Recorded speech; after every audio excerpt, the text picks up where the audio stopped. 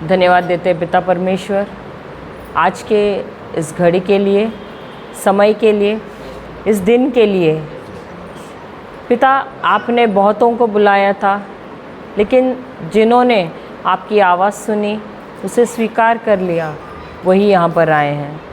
पिता, हम धन्यवाद देते हैं कि आपने हम सबको चुना है, इसलिए कि हम जो कुछ आप हमें सिखाना चाहते हैं उसे ग्रहण करें, उसे अपने जीवन में इस्तेमाल करें और गवाहियाँ लेकर आए और उसी को दूसरों को हम सिखाएं। धन्यवाद देते हैं पिता परमेश्वर कि जैसे संत पौलुस, उसने प्रभु यीशु को, उनका दर्शन हुआ उन्हें, और उसी से उनके जीवन का परिवर्तन हुआ। और प्रभु, वो दीवाने की तरह तुम्हारे पीछे पीछे दौड़ता रहा, वो खोजता रहा उस योजना को। हर घड़ी उसके जीवन में यही सवाल थे, ये दो सवाल कि प्रभु तू कौन है और मेरे जीवन में आपकी क्या योजना है, मैं तुम्हारे लिए क्या कर सकता हूँ। प्रभु, इसी वजह से वो दौड़ता रहा उस रेस में, दायां या बायां नहीं मुड़ा, परंतु सीधा सीधा उसने उसी लक्ष्य की ओर अपनी आंखें टिकाए रखी और उसी की ओर दौड़ता रहा। प्रभु, हम भी उसके जैसे ही बनना चाहते हैं। वो वचन में आपको खोज रहा था। प्रभु, हम भी वचनों के द्वारा आपको और ज़्यादा जानना चाहते हैं, और वह योजना जो आपने हमारे लिए बनाई है, उसी योजना में प्रभु हम चलना चाहते हैं। आज तक हम अपनी ही योजनाओं में चल रहे थे, परंतु प्रभु, हम आपकी योजनाओं में अब से चलना चाहते हैं। एक स्वार्थी जीवन नहीं जीना चाहते हैं, परंतु एक निस्वार्थ जीवन जीना चाहते हैं। ये जीवन हमारे लिए नहीं है प्रभु। जिस प्रकार आप इस पृथ्वी पर आए, ये जीवन आप अपने लिए नहीं जिए, परंतु एक सेवक, एक दास बनकर रहे, सबकी सेवा करते रहे। उसी प्रकार प्रभु, ये जीवन भी हमारा नहीं है, ये जीवन आपका है। प्रभु, हम धन्यवाद देते हैं कि आपने हमें इतना अच्छा जीवन दिया है। और प्रभु, हम धन्यवाद देते हैं कि आपने हमें यह अवसर भी दिया है सीखने के लिए। बहुतों को बुलाया गया था, लेकिन ये अवसर हमने चुना प्रभु, और इसीलिए हम यहाँ पर आए हैं सीखने के लिए, बढ़ने के लिए आपके वचनों में। धन्यवाद देते हैं पिता परमेश्वर आपके पवित्र आत्मा के लिए। हे पवित्र आत्मा, ये प्रीचिंग और टीचिंग को आप बहुत ही सरल कीजिए, अच्छे उदाहरण देकर, गवाहियाँ याद दिलाकर, और इस वचन को बहुत ही सरल बनाइए। जैसे एक बालक कैसे दूध पीता है, वैसे ही उस दूध के समान उसे पतला बनाइए, उसे बहुत ही सरल बनाइए प्रभु, ताकि हम इस वचन को और अच्छी तरह से जान पाएँ, इसमें का जो रहस्य है वो हम जान पाए। प्रभु, हम धन्यवाद देते हैं कि हर एक शब्द आप ही से आ रहा है, मेरा कुछ भी नहीं है। मैं अधीन होती हूँ आपके, मैं घटती हूँ और आप बढ़ना। और प्रभु, जो हमारी पुरानी नींव है, उसे जैसे हम ये वचन सीख रहे हैं, उस वचन को तोड़ दो जो गलत था, और एक नई नींव बनाओ सिर्फ आपके वचनों का। धन्यवाद देते हैं हर चीज़ के लिए प्रभु। ये प्रार्थना हम करते हैं प्रभु यीशु के नाम से। आमेन, आमेन और आमेन। Hallelujah, hallelujah. तो हम जाते हैं उत्पत्ति का ग्रंथ 8वां अध्याय 22वां वचन।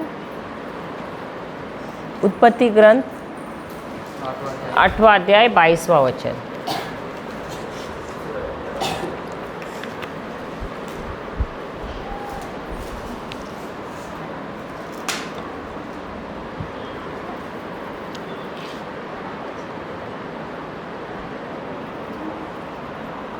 पढ़ना।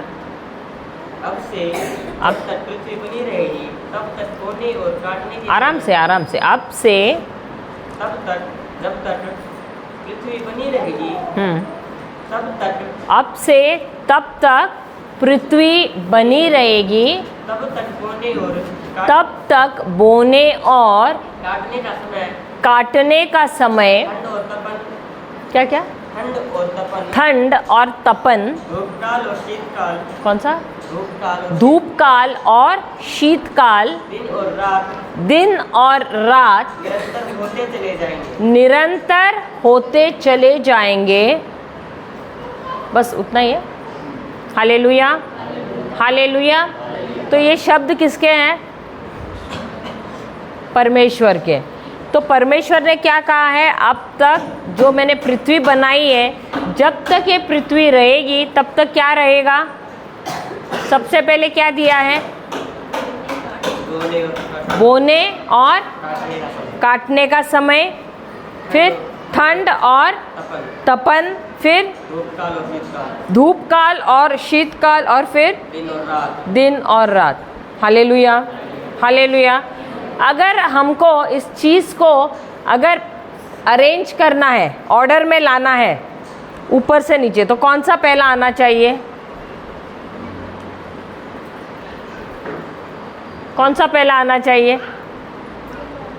कौन सा? दिन और रात। सही बात है। लेकिन प्रभु ने कौन सा पहले दिया है? बोने और काटने का।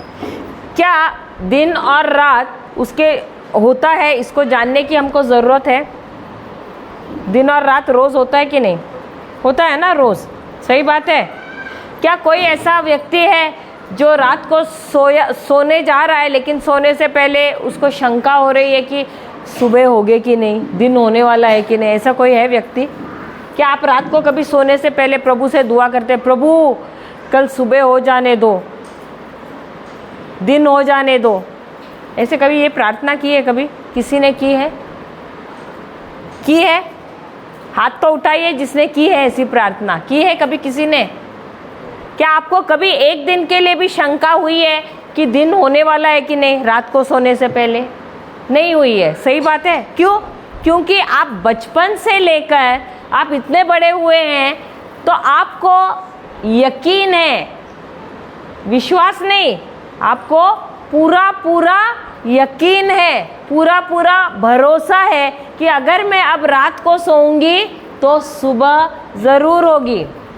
हाँ या नहीं? क्योंकि आपने बचपन से होकर इतने बड़े हो गए, कभी ऐसा देखे कि सुबह नहीं हुई है, दिन नहीं हुआ है?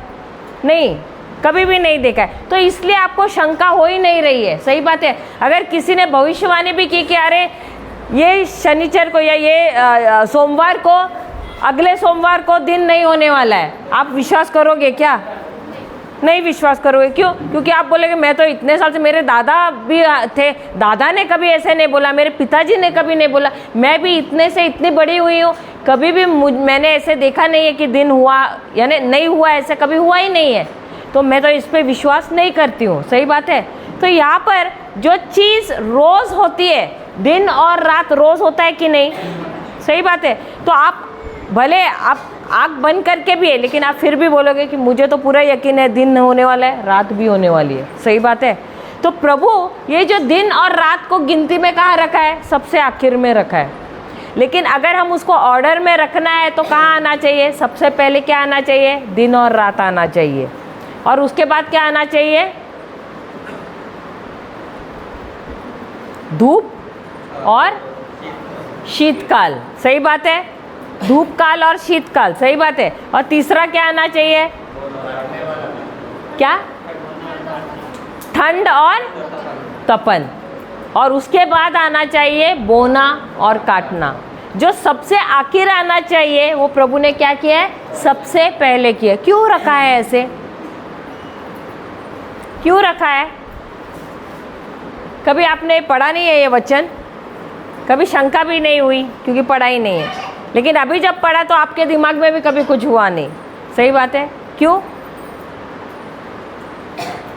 Hallelujah, hallelujah. अभी जब मैं पूछ भी रही हूँ तभी भी आपको लग नहीं रहा है क्यों ऐसे प्रभु ने किया कि पहले बोना और काटना के बारे में रखा है? फिर उसके बाद उन्होंने ठंड और शीत और क्या धूप गर्मी के बारे में कहा है। उसके बाद शीतकाल और धूप काल के बारे में कहा है। उसके बाद दिन और रात का है। जो पहले करना चाहिए उसको रहना चाहिए उसको प्रभु ने लास्ट में रखा है। जो लास्ट में रहना चाहिए उसको प्रभु ने पहले रखा है। क्यों? क्योंकि प्रभु का राज्य जो है बुआई और कटाई के अनुसार चलता है। हालेलुया। इसीलिए प्रभु ने बोने के लिए और काटने के लिए इसको पहला दर्जा दिया हुआ है। हालेलुया।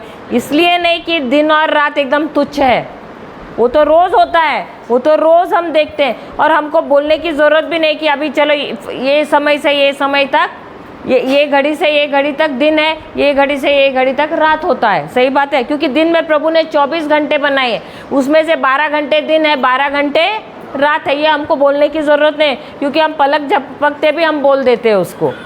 लेकिन बुआई और कटाई जो है हर एक को मालूम नहीं है कि ये बहुत ही ज़रूरी है।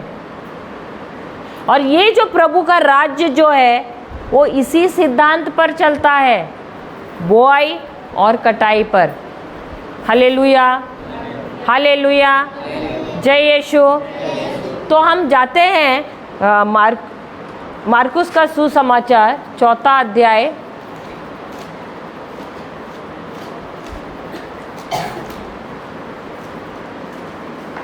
26वां वचन।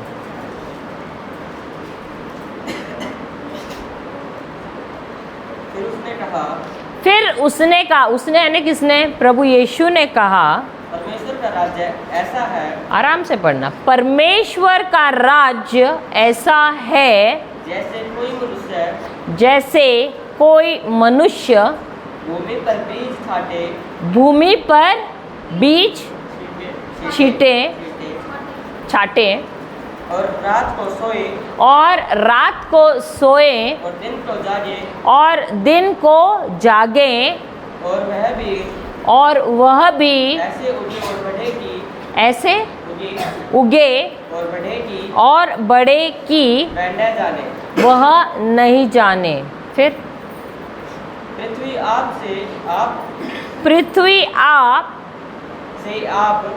पृथ्वी से आप फल लाती है, पहले अंकुर, तब क्या? बाल, और तब बालों में तैयार दाना, और तब बालों में तैयार दाना। परंतु जब दाना पक जाता है तब वह तुरंत हाशिया लगाता है क्योंकि कटनी आ पहुंची है। हालेलुया। तो यहाँ पर हम देख रहे हैं कि प्रभु यीशु है, वह किसके बारे में जिक्र कर रहा है? किसके बारे में? उससे पहले नहीं, उससे पहले हाँ, वो किसके बारे में बात कर रहा है, जिक्र कर रहा है? अपने राज्य के बारे में। हालेलुया। अब क्या यहाँ पर 2 प्रकार के राज्य हैं, है या नहीं? कौन से हैं? एक तो परमेश्वर का राज्य है और ये एक है सांसारिक राज्य। Hallelujah, hallelujah. अधिकतर हम लोग कौन से राज्य में रहते हैं? सांसारिक राज्य में रहते हैं। क्यों हम सांसारिक राज्य में हैं? क्योंकि हम चलते ही हैं इसी राज्य के अनुसार। क्योंकि जो हमें दिखाई पड़ता है, जो हमें सुनाई पड़ता है, जो कोई बोलता है, जो हमें एहसास होता है, उसी के अनुसार, जो हमारे 5 इंद्रिय बताते हैं, उसी के अनुसार हम चलते हैं। Hallelujah, hallelujah. तो लेकिन क्या होता है कि हम जैसे जैसे इस राज्य में चल रहे हैं, ये सांसारिक राज्य में चल रहे हैं, उसी के अनुसार हमको, अब हम चलते तो हैं इस राज्य में, लेकिन हमको हमारे जीवन में परिणाम कैसे चाहिए? परमेश्वर के राज्य के। लेकिन दोनों राज्य अपने अपने सिद्धांत के अनुसार चलते हैं। परमेश्वर का राज्य उनके सिद्धांत के अनुसार चलता है, पृथ्वी का राज यहाँ के जो नियम है उसके अनुसार चलता है, या यहाँ का जो सिस्टम है, प्रणाली है, उसके अनुसार चलता है। हालेलुया, हालेलुया, जय यीशु। अभी उदाहरण के तौर पे यहाँ पर अगर एक बच्चे को हम स्कूल को भेजना चाहते हैं, ठीक है, लेकिन हम चाहते हैं कि पहले से 10वीं तक बच्चे को पढ़ाना है। बच्चा बोलेगा, कुछ दिन जाएगा स्कूल को, बोलेगा मम्मी अभी मुझे डायरेक्ट 10वीं में डाल दो, तो चल सकता है क्या? क्यों? क्योंकि वो एक नियम बनाया, एक प्रणाली है, समझे? क्योंकि बच्चा अगर पहला LKG का नहीं जानता है, 10वीं का जानेगा क्या? पास होगा क्या? अभी ऐसे भी लोग रहते हैं जो, अभी मेरा एक वर्कर था, वो मेरे लिए काम कर तो रहा था, लेकिन उसने शायद 7वीं तक पढ़ा था और उसे 10वीं का एग्ज़ाम देना है। तो मुझे बोल रहा था कि अरे मुझे जाके मेरा फॉर्म भरना पड़ेगा, तो 10वीं का। तो मैं बोला तू पढ़ेगा कभी? जाके 10वीं का फॉर्म तो भर के आएगा। बोला 2-3 महीने में मेरा एग्ज़ाम रहेगा। मैं बोला पढ़ेगा कब? फॉर्म भर के तो आएगा, पढ़ेगा कब? बोलते हैं नहीं मैं तो नहीं जाऊंगा, लेकिन मेरा जो भाई या कोई दोस्त है वो जाके मेरा एग्ज़ाम देगा, और वो यूपी का है। तो मैं बोला ऐसा होता है तुम्हारे गांव में? बोलता है हाँ चलता है हमारे गांव में। बोला ये तो बहुत अच्छी बात है, हमारे मुंबई में तो ये सब होता नहीं, क्योंकि यहाँ पर तो जो सुपरवाइज़र है तो बराबर देखता है फ़ोटो यहाँ पर इसका भी और वहाँ भी चेहरा मेल खाता है कि नहीं। बोला हमारे यहाँ सब कुछ चलता है क्या? ये तो काफ़ी साल पहले की बात है, अभी मुझे पता नहीं यूपी में होता है कि नहीं, लेकिन उस समय वो बोलता है हो रहा था करके। वैसे हालेलुया, मैं किसी को नाराज़ नहीं करना चाहती, जो उसने बोला मुझे तो पता नहीं है, लेकिन जैसा उसने बोला वैसे मैं आपको बता रही हूँ। लेकिन मैं क्या बोल रही हूँ कि इस संसार में सब कुछ चलता है। आप तो डुप्लीकेट भी बना के पेपर आप बता सकते हो, अगर पढ़े लिखे भी नहीं, अंगूठा छाप भी है तो भी आप पेपर बना सकते कि मैं ग्रेजुएट हूँ, मैंने 15वीं पास की है। सही बात है, लेकिन क्या प्रभु के राज्य में ऐसा चलता है? नहीं चलता है। आप भले सोचो कि मैं छुप के भी करूँ तो भी प्रभु देखता है ये बात को। तो दोनों राज्य अलग अलग सिद्धांत से चलते हैं, लेकिन प्रभु हम देखते हैं कि सांसारिक जो प्रणाली है उसका इस्तेमाल या इधर के नियम इस्तेमाल करते हुए, यानी वो बताते हुए हमें बता रहे हैं कि जिस प्रकार सांसारिक दुनिया नियमों के अनुसार चलता है, एक प्रणाली के अनुसार चलता है, उसी प्रकार मेरा राज्य भी एक प्रणाली के अनुसार चलता है। ऐसा नहीं है कि तुमको चाहिए वैसे ही सब कुछ होगा, नहीं। कोई भी चीज़ झटपट नहीं या हड़बड़ाहट में नहीं होती है। हर एक चीज़ के लिए एक प्रक्रिया होती है, एक प्रोसेस होता है। इसीलिए उन्होंने क्या किया, ये बुआई और कटाई का उदाहरण दिया है। हालेलुया। अभी हम इस सांसारिक दुनिया में हैं।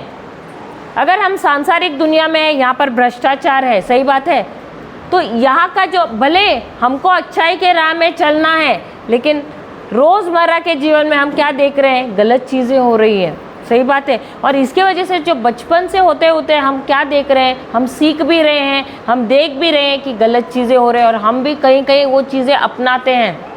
सही बात है। अगर कोई जाके घूस दे रहा है तो हम बोलते हैं चलो थोड़ा सा देने में क्या जाता है, होता है कि नहीं? सही बात है। तो हम भी क्या हो रहे हैं, इस संसार में हम भी एकजुट हो रहे हैं, उनके जैसे ही चाल चलन हमारी भी हो रही है। सही बात है। लेकिन प्रभु ने यहाँ से भी यदि हमको बाहर निकलना है तो उसके लिए भी रास्ता बनाया है, और वो रास्ता क्या है? आपको यदि इस संसार के नियम से अलग होना है, इस राज्य से निकलकर अगर प्रभु के राज्य में प्रवेश करना है, तो प्रभु ने वहाँ उसके लिए भी आपके लिए एक राह बनाई है। तो वो क्या है? आपको नए सिरे से जन्म लेना है। हालेलुया। तो अभी नए सिरे से जन्म लेना है, तो आप कैसे जन्म लोगे? ये शायद मैंने पहले सिखाया है, लगता है, याद नहीं। इसका मतलब आप लोग सीखते नहीं है घर पे जाके, किताब में लिखा नहीं था, नोट्स। हालेलुया। तो नए सिरे से जन्म हम कैसे लेते हैं? हाँ, आपने नए सिरे से जन्म लेना सुना है कि नहीं? क्या होता है नए सिरे से जन्म लेना?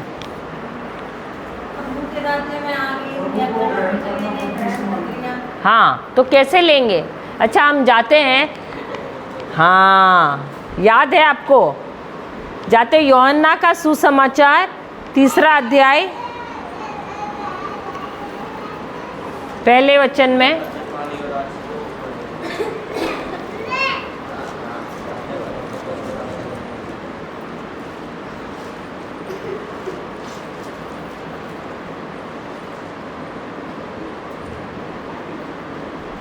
यूहन्ना का सुसमाचार 3 अध्याय से लेना। 3 अध्याय पहला वचन से। कौन पढ़ रहा है? पढ़ो पढ़ो, कोई तो पढ़ो।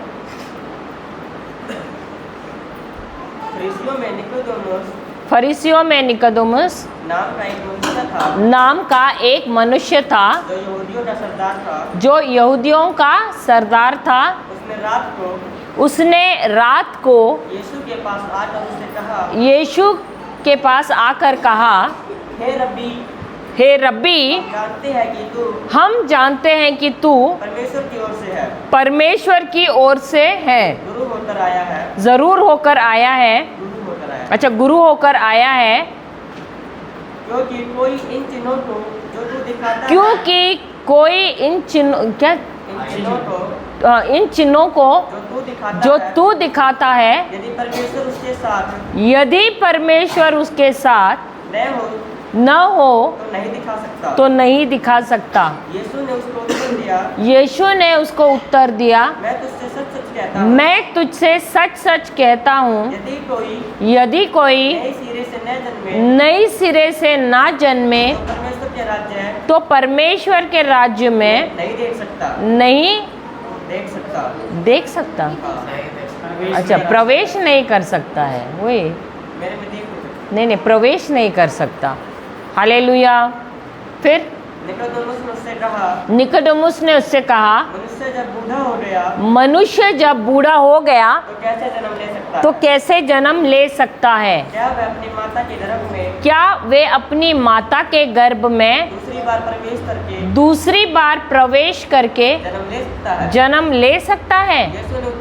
यीशु ने उत्तर दिया, मैं तुझे सच सच कहता हूँ, जब तक कोई मनुष्य जल और आत्मा से न जन्मे तो वे परमेश्वर के राज्य में प्रवेश नहीं कर सकता। हालेलुया। क्योंकि जो शरीर से जन्मा है वो शरीर है, और जो आत्मा से जन्मा है वह आत्मा है। हालेलुया। अब ये जो फरीसी है निकोदेमुस, वो आता है रात के समय प्रभु यीशु के पास, क्या पूछने के लिए? कि जो चिन्ह और चमत्कार तुम करते हो वो ऐसा ही व्यक्ति कर सकता है जिसके पास परमेश्वर है। हालेलुया। इसका मतलब वो कह रहा है कि वचन तो तुम्हारे पास है, वचन हमारे पास भी है, लेकिन जो कार्य तुम कर रहे हो वही कार्य हम नहीं करते हैं। क्यों? ऐसा क्यों हो रहा था? क्योंकि फरीसिया भी तो वचन सिखाते थे ना, और प्रभु यीशु भी वचन सिखाते थे, लेकिन उनके पास, जो फरीसी थे, उनके पास भीड़ ज़्यादा नहीं जाती थी, और प्रभु यीशु के पास हम देखते कि भीड़ हमेशा लगी रहती थी। ऐसा क्यों होता था? चिन्ह चमत्कार दिखाते थे। और किस लिए? क्या फरीसियों के पास वचन नहीं था? वचन था। प्रभु यीशु के पास वचन था, उनके पास भी वचन था, लेकिन फ़र्क ये था कि फरीसी वचन उनके हृदय में भी था, उनके मन में भी था, लेकिन जो वचन उनके हृदय में था और जो वचन उनके मन में था वो मेल नहीं खा रहा था। क्योंकि वो वचन का इस्तेमाल किस लिए कर रहे थे? लोगों को दंड देने के लिए। वो दूरबीन से देखते थे, अरे इसने ये किया है, और उसको वो वचन का इस्तेमाल उसके किसके लिए करते थे? ताकि वो उसको, लोगों को दंड दे सके, उन पर बोझ डाल सके। हालेलुया। लेकिन प्रभु यीशु वचन का इस्तेमाल किस लिए कर रहे थे? प्रेम करने के लिए उन पर। यदि किसी ने गलत भी किया तो वो क्षमा करते थे और उनको प्रेम करते थे। और इसीलिए क्या होता था? भीड़ उनके पास जाती थी और वे चिन्ह चमत्कार करते थे। Hallelujah, hallelujah. ये देखकर निकोदेमुस उससे सवाल पूछने जाता है कि ये मुझे पता है कि परमेश्वर तुम्हारे साथ है और इसीलिए ये चिन्ह चमत्कार हो रहे हैं तुम्हारे मिनिस्ट्री में। हालेलुया। तो पूछता है कि इसका रहस्य क्या है। तब प्रभु यीशु क्या कहता है, तब तुम्हें क्या करना है, तुम्हें नए सिरे से जन्म लेना है। हालेलुया। अगर नए सिरे से जन्म लेना, इसका मतलब क्या है। अब यहाँ पर निकोदेमुस से वो क्या सोच रहा है कि मुझे मेरे माँ के कोख में, इतना बूढ़ा हो गया हूँ और मुझे दोबारा मेरी माँ के कोख में प्रवेश करना है, तो असंभव बात है। सही बात है। कोई बूढ़ा व्यक्ति अपने माँ के कोख में दोबारा जा सकता है? नहीं जा सकता है। तो वो इसलिए पूछता है कि ये कैसे हो सकता है, मैं कैसे प्रवेश कर सकता हूँ। तो प्रभु यीशु उसे कहता है कि तुझे क्या करना है, जल और आत्मा से बपतिस्मा लेना है। हालेलुया। अब ये नए सिरे से जन्म लेना का मतलब क्या है। हम जाते हैं पेत्रस का पहला पत्र, पहला अध्याय 23वां वचन। पहला पत्रस पहला अध्याय 23वां वचन।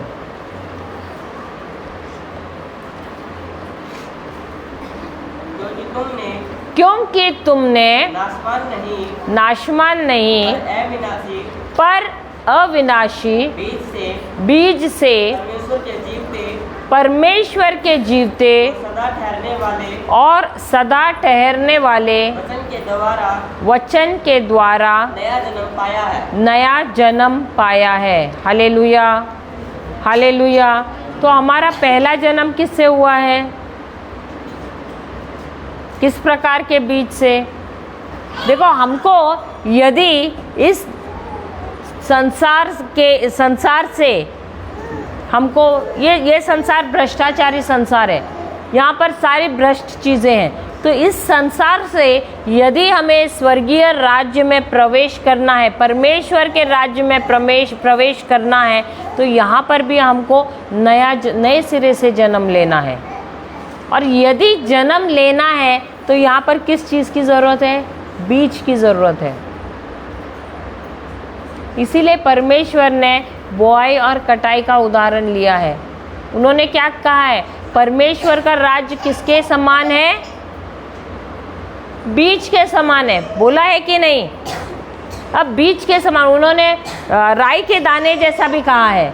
तो राई का दाना इसका इस्तेमाल क्यों किया है, क्या सचमुच राई के दाने के जैसा है? किसके जैसा है? राई का दाना कहा है, सही बात है, कहीं कहीं कहा है ना राई के दाने जैसा है। तो क्या राई का दाना तो इतना सा, कितना छोटा है राई का दाना, इतना सा है। सही बात है, बहुत ही छोटा है। क्या परमेश्वर का राज छोटा सा है? तो क्यों राई का दाना कहा है? सुना तो होगा ना आपने, तो कभी उस पर सोचा नहीं है किस लिए कहा है राई के दाने के जैसे।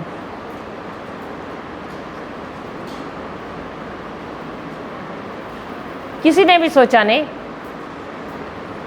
तो बीज क्यों कहा है? राई का दाना यानी बीज ही हुआ ना। बीज के समान क्यों कहा है? क्योंकि प्रभु कहना चाहते हैं कि जिस प्रकार ये बीज कार्य करता है उसी प्रकार मेरा राज्य भी कार्य करता है, एक बीज के समान। हालेलुया। समझ गए? हालेलुया। तो किसी चीज़ को यदि जन्म भी लेना है तो हाँ, बीज की ज़रूरत है। क्योंकि यदि उत्पत्ति के ग्रंथ में हम देखते, शायद पहला अध्याय 19वां वचन या कुछ है, मुझे बराबर याद नहीं है, उसमें क्या कहा है, परमेश्वर ने जो कुछ भी बनाया है उसके अंदर उसने क्या किया है, बीज रखा है ना। हाँ, 19वां वचन है क्या?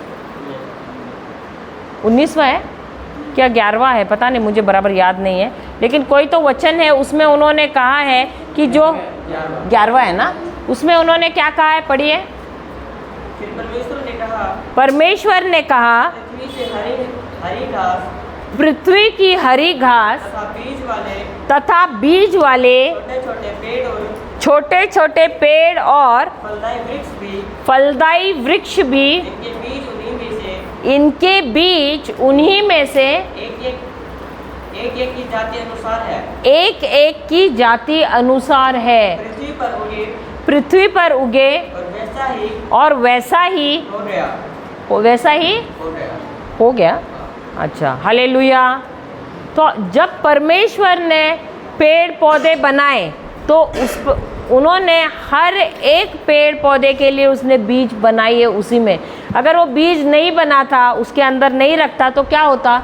उनके फल में, सब्जियों में उन्होंने बीज रखा है। किस लिए रखा है? किस लिए बीज रखा है? अरे ये भी नहीं मालूम आप लोगों को? हाँ, बीज किस लिए रहता है? हाँ, उगाने के लिए। अगर कोई किसान है, उसको अगर लौकी चाहिए तो वो कौन से बीज लगाएगा? लौकी का ही लगाएगा ना, तो वो लौकी की बीज ही लेगा। उसी प्रकार प्रभु ने क्या किया है? जो भी सब्जी है, जो भी फल है, उन्होंने उसके अंदर बीज रखा है ताकि वो सब्जी खाए या वो फल खाए, लेकिन उस बीज को संभाल के रखे। किस लिए? ताकि यदि आपको दोबारा चाहिए तो वो बीज को आप डालें ज़मीन में और उसको दोबारा उगाएं। तो क्या प्रभु को दोबारा आने की ज़रूरत है क्या दोबारा निर्माण करने के लिए? नहीं। तो प्रभु को दोबारा निर्माण ना करना पड़े, इसीलिए हर एक चीज़ में उसने क्या किया है? बीज डाला हुआ है।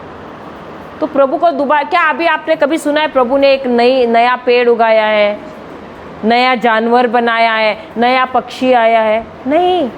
ये 6 दिनों में जो कुछ भी प्रभु को बनाना था प्रभु ने बनाया है, और हर एक चीज़ में उन्होंने क्या किया है? उस प्रकार का बीज डाला है ताकि वो हर कोई अपने ही प्रकार का वो उत्पन्न कर सके। समझ गए? हालेलुया। और इसीलिए जिस प्रकार प्रभु ने सांसारिक चीज़ों को गुणाकार बनाना है, उसको बढ़ाना है, तो उन्होंने जिस प्रकार उसमें बीज रखा है, और वो बीज ही जब हम ज़मीन में डालते हैं तो वो कार्य करता है। उसी प्रकार परमेश्वर बताता है जैसे ये बीज काम करता है, सांसारिक बीज, उसी प्रकार मेरा राज्य भी काम करता है। और इसीलिए उन्होंने बीज का इस्तेमाल किया है। और यदि हम जानना चाहते हैं कि बीज कैसा काम करता है तो हम ये किसान से ही सीख सकते हैं। Hallelujah, hallelujah. समझ गए? हम दोबारा जाते हैं 1 पेत्रस 1 अध्याय 23वां वचन।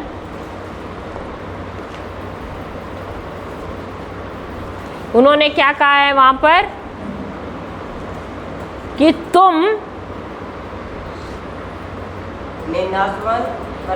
तुमने नाशवान नहीं पर अविनाशी बीज से परमेश्वर के जीवते और सदा ठहरने वाले वचन के द्वारा नया जन्म पाया है। तो पहला जन्म, जब परमेश्वर ने आदम और एवा को बनाया था तो क्या उनके अंदर भ्रष्टाचार था? नहीं था। लेकिन आज्ञा का पालन ना करने की वजह से उनके अंदर क्या आया?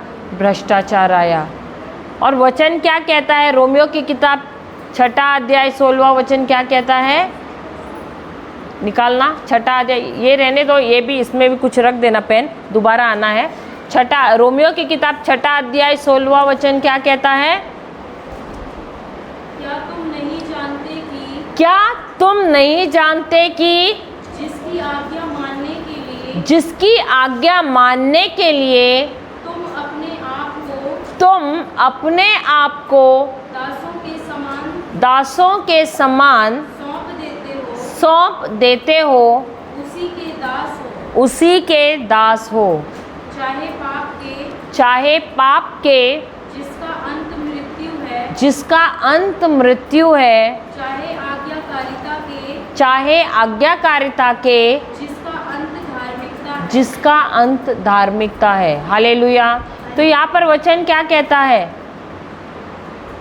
जिसकी तुम आज्ञा मानते हो उसके क्या बन जाते हो? तुम दास बन जाते हो। हालेलुया। तो आदम ने और हवा ने क्या किया? उन्होंने किसकी आज्ञा का पालन किया? शैतान की। और इसके लिए किसके दास बने? वो शैतान की दास बने। और उसके बाद जो भी पीढ़ी हुई, जो भी संतान आई, वो क्या हुई? वो शैतान की दास बनी। और उसके बाद जब तक प्रभु यीशु इस संसार में आया, सब कोई क्या बना था? गुलाम बना था शैतान का। और उनको इन सबको, हम सबको शैतान के चंगुल से छुटकारा दिलाने के लिए प्रभु यीशु क्रूस पर चढ़े। और अब हम देखते हैं कि पहला मनुष्य आदम, वो कैसे हारा, कैसे गुलाम बना, कैसे गुलाम बना शैतान का?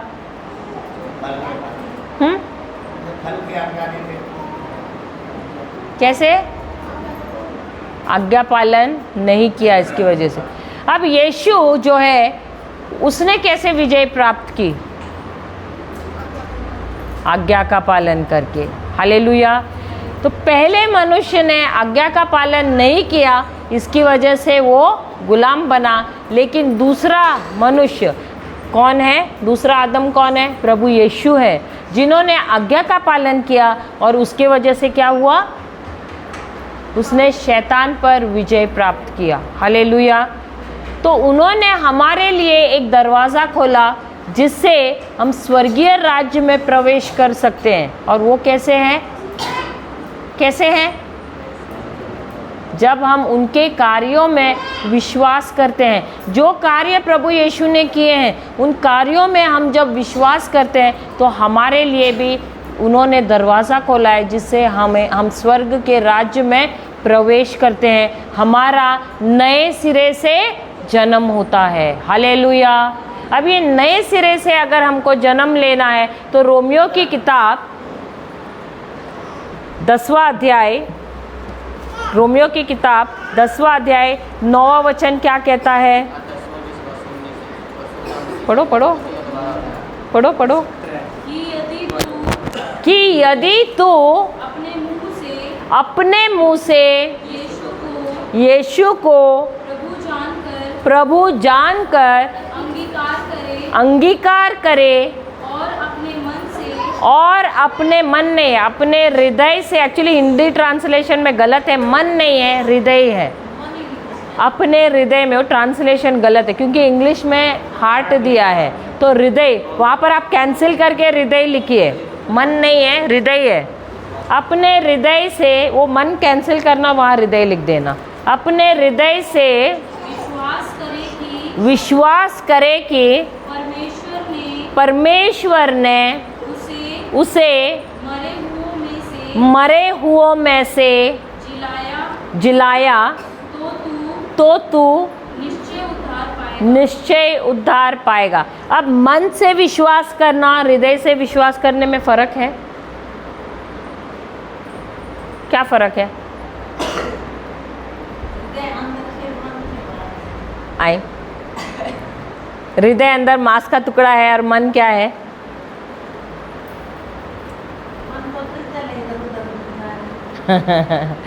सही बात है। मन में हमारे 5 इंद्रिय होते हैं। क्या मन और दिमाग एक ही है? मन क्या है? मन कैसे होता है? दिमाग कैसे? हाँ, मन को किसी ने देखा है? क्यों नहीं देखा है? क्योंकि मन आत्मिक है। मन जो होता है वो आत्मिक है, और दिमाग जो है, जो अपनी खोपड़ी है, वो दिखाई देता है। हालेलुया। मन पे ऑपरेशन कर सकता है डॉक्टर? नहीं कर सकता है, लेकिन इस दिमाग पे ऑपरेशन कर सकता है। मन पे सिर्फ एक चीज़ ऑपरेशन कर सकता है, वो कौन है? प्रभु का वचन। सिर्फ प्रभु का वचन इस मन पे ऑपरेशन कर सकता है। और ये जो दिमाग है, उस पर राज कौन करता है? मन करता है। क्योंकि इस मन के अंदर हमारे 5 इंद्रिय हैं। Hallelujah, hallelujah. भले ये आँख नाक हमारे शरीर में है, लेकिन ये जो है, ये मन उस पर हुकूमत चलाता है हमारा। Hallelujah, hallelujah. समझ रहे हैं? तो मन जो है ये आत्मिक है। क्या मैं आपके मन को छू सकती हूँ? छू सकती हूँ मेरे शब्दों के द्वारा। मैं आपको हंसा भी सकती हूँ, आपको रुला भी सकती हूँ मेरे शब्द से। हालेलुया। तो इस प्रकार मैं आपके मन को छू सकती हूँ, क्योंकि उसके अंदर भावनाएं भी हैं। समझ गए? भावनाएं आपके मन में है, इसलिए मैं आपको रुला भी सकती हूँ, आपको हंसा भी सकती हूँ। तो मन आत्मिक होता है, और इसीलिए हमको विश्वास मन से नहीं करना है, क्योंकि मन में भावनाएं हैं। जो उसको महसूस होता है उसके अनुसार चलता है, वो विचलित होता है। वो हृदय हमारा, हृदय का मतलब है ये मांस का टुकड़ा नहीं है। हृदय आत्मिक है, जो है हमारी आत्मा।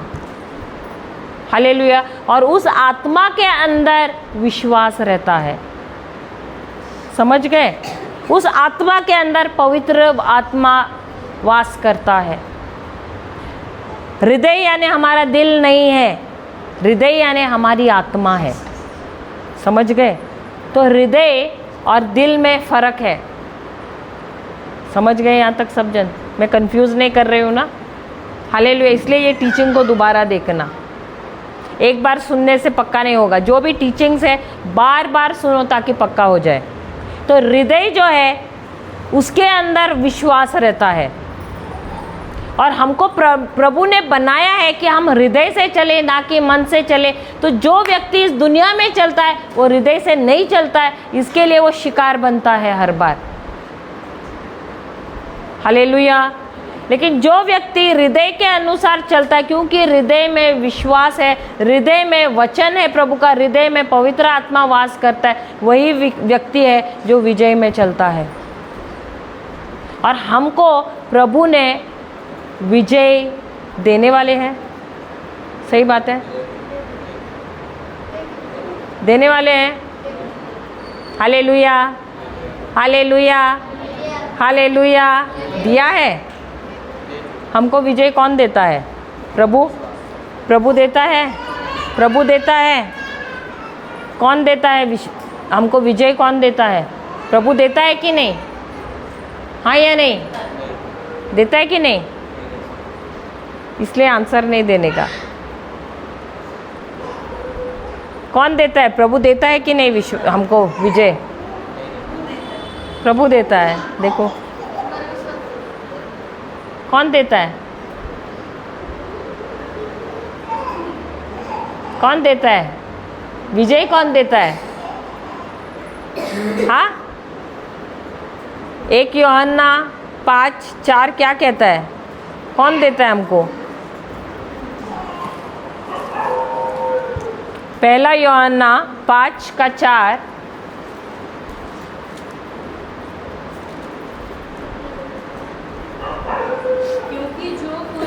क्योंकि जो कुछ परमेश्वर से उत्पन्न हुआ है वह संसार पर जय प्राप्त करता है। और वह विजय अभी कौन पहला पढ़ना? जो कोई, क्योंकि जो कोई, दोबारा पढ़ना हो। क्योंकि जो कुछ परमेश्वर से उत्पन्न हुआ है वह संसार पर जय प्राप्त करता है। क्या आप लोग परमेश्वर से उत्पन्न हुए हैं? ये बहन जो बैठी है, आप परमेश्वर से उत्पन्न हुए हैं? कैसे पता?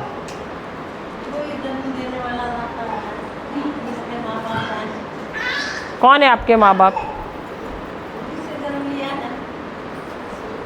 हालेलुया। अभी हम थोड़ी देर पहले सीखे। हालेलुया। आपको कैसे पता कि आपने परमेश्वर से जन्म लिया है? हम परमेश्वर से कैसे जन्म लेते हैं?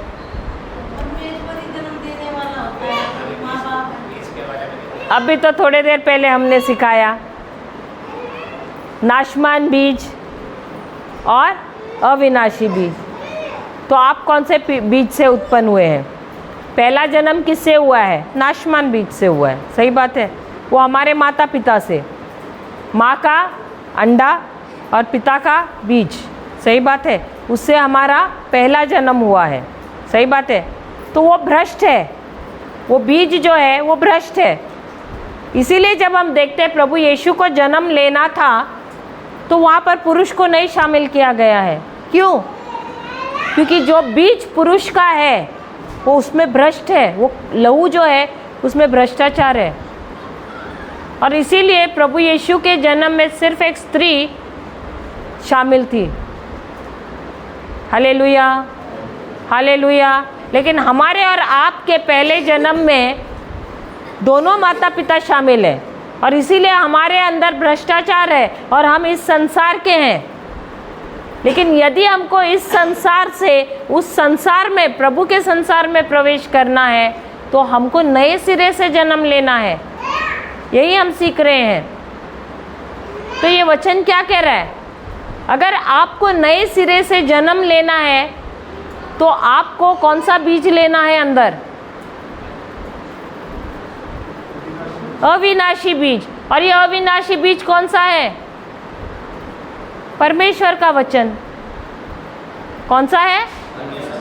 अगर आपके पास परमेश्वर का वचन नहीं है तो आपके पास अविनाशी बीज है ही नहीं। यदि आप कहते हो कि आप परमेश्वर के राज्य के नागरिक हो, तो आपके पास कितने वचन हैं?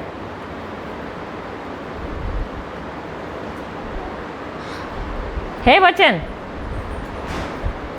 कितने वचन है हृदय में? समस्या आती है तो कितने वचन रहते हैं आपके पास? क्या ज़्यादा है, पास्टर का नंबर आता है या वचन याद आता है?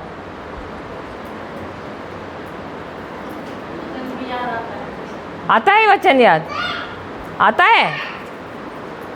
आता है पास्टर जी? फोन आता है लोगों का कि वचन, उनका वचन पे वो कार्य करते हैं? तो फिर आप ऐसे डगमगाते रहते हैं। सही बात है। तो अभी से डगमगाना है या फोकस कहाँ रखना है? कहाँ रखना है? अगर यहाँ हरियाणा में ऐसा होता है क्या, आपको ज़ोर से भूख लगी है, आपने फ़ोन किया, पास्टर मुझे भूख लगी, आप खाना खा लो, मेरा पेट भर जाएगा। ऐसे हुआ है कभी? पास्टर जी ऐसे बोला है कभी? तो उसके लिए तो कभी फ़ोन नहीं करते हो। लेकिन समस्या आती है तो सबसे पहले फ़ोन कहाँ जाता है? तो वैसा ही हमारी आत्मिक जो बढ़ोतरी है उसके लिए क्या चाहिए? आत्मिक भोजन चाहिए। तो सबसे पहले पास्टर का याद नहीं आना चाहिए, सबसे पहले वचन को याद करना है। पास्टर आपको उद्धार नहीं देने वाले हैं, वो वचन आपको उद्धार देगा। पास्टर जी अपना वचन सीख के उन्होंने अपना उद्धार प्राप्त किया है। अभी आपको अपना उद्धार चाहिए तो आपको वचन में बढ़ना है। समझ गए? मैं ऐसे नहीं बोलती कि पास्टर को फ़ोन मत करना, कभी हालचाल पूछने के लिए भी फ़ोन किया करो। हालेलुया, हालेलुया, जय यीशु। ऐसे ऐसे कभी समस्याएं होती हैं, हमारे यहाँ पर भी लोग कभी कभी फ़ोन करते हैं, लेकिन हम उनको बोलते हैं ये वचन करना, इस वचन को बार बार बार बार दोहराना। और ये जो हमारा प्रीचिंग है, ये टीचिंग है, ये सुनना। और सुनो, 5 बार सुनो, 10 बार सुनो, उसके बाद हमको फ़ोन करो। अगर उत्तर नहीं मिला तो फिर दोबारा फ़ोन करो। और जो भाई बहन जो है देखते वीडियो, फिर फ़ोन करते, फिर हम पूछते अभी प्रार्थना करने की ज़रूरत है, बोलते नहीं हमको हल मिल गया है। सही बात है। तो क्या हमको बढ़ना है या हम सबको बढ़ना है? वचन में सबको बढ़ना है। क्या अगर आपका बच्चा, आपने उसको LKG में भेजा, 10 साल तक LKG में रहेगा, अच्छा रहेगा ना? हर साल वही क्लास के लिए फ़ीस देते रहो ना, अच्छा रहेगा? क्यों? अगर एक बार फेल हुआ तो थोड़ा सा ठीक रहेगा, दूसरे बार फेल हुआ तो क्या करोगे? लगा दोगे 2। सही बात है, सही बात है। तो आप कितना साल से LKG में बैठे ये जो परमेश्वर के राज्य की दुनिया में? हाँ, कितना साल से LKG में है? ग्रेजुएट होना है कि नहीं, कि LKG में ही बैठे रहना है? आगे बढ़ना है ना। या आप ऐसे करते हो, वो फेल हो रहा है तो बोलते बेटो आप बैठ जाओ, मैं ही जाके परीक्षा दे देता हूँ। ऐसे करते हो क्या? तो जब आपका इस दुनिया में जब परीक्षा रहता है, पास्टर को बोलते हैं आप इम्तिहान दो मेरा, आप पढ़ो मेरे लिए। वो पढ़ेंगे क्या आपके लिए? क्या आपको खुद को पढ़ना है कि नहीं? सही बात है।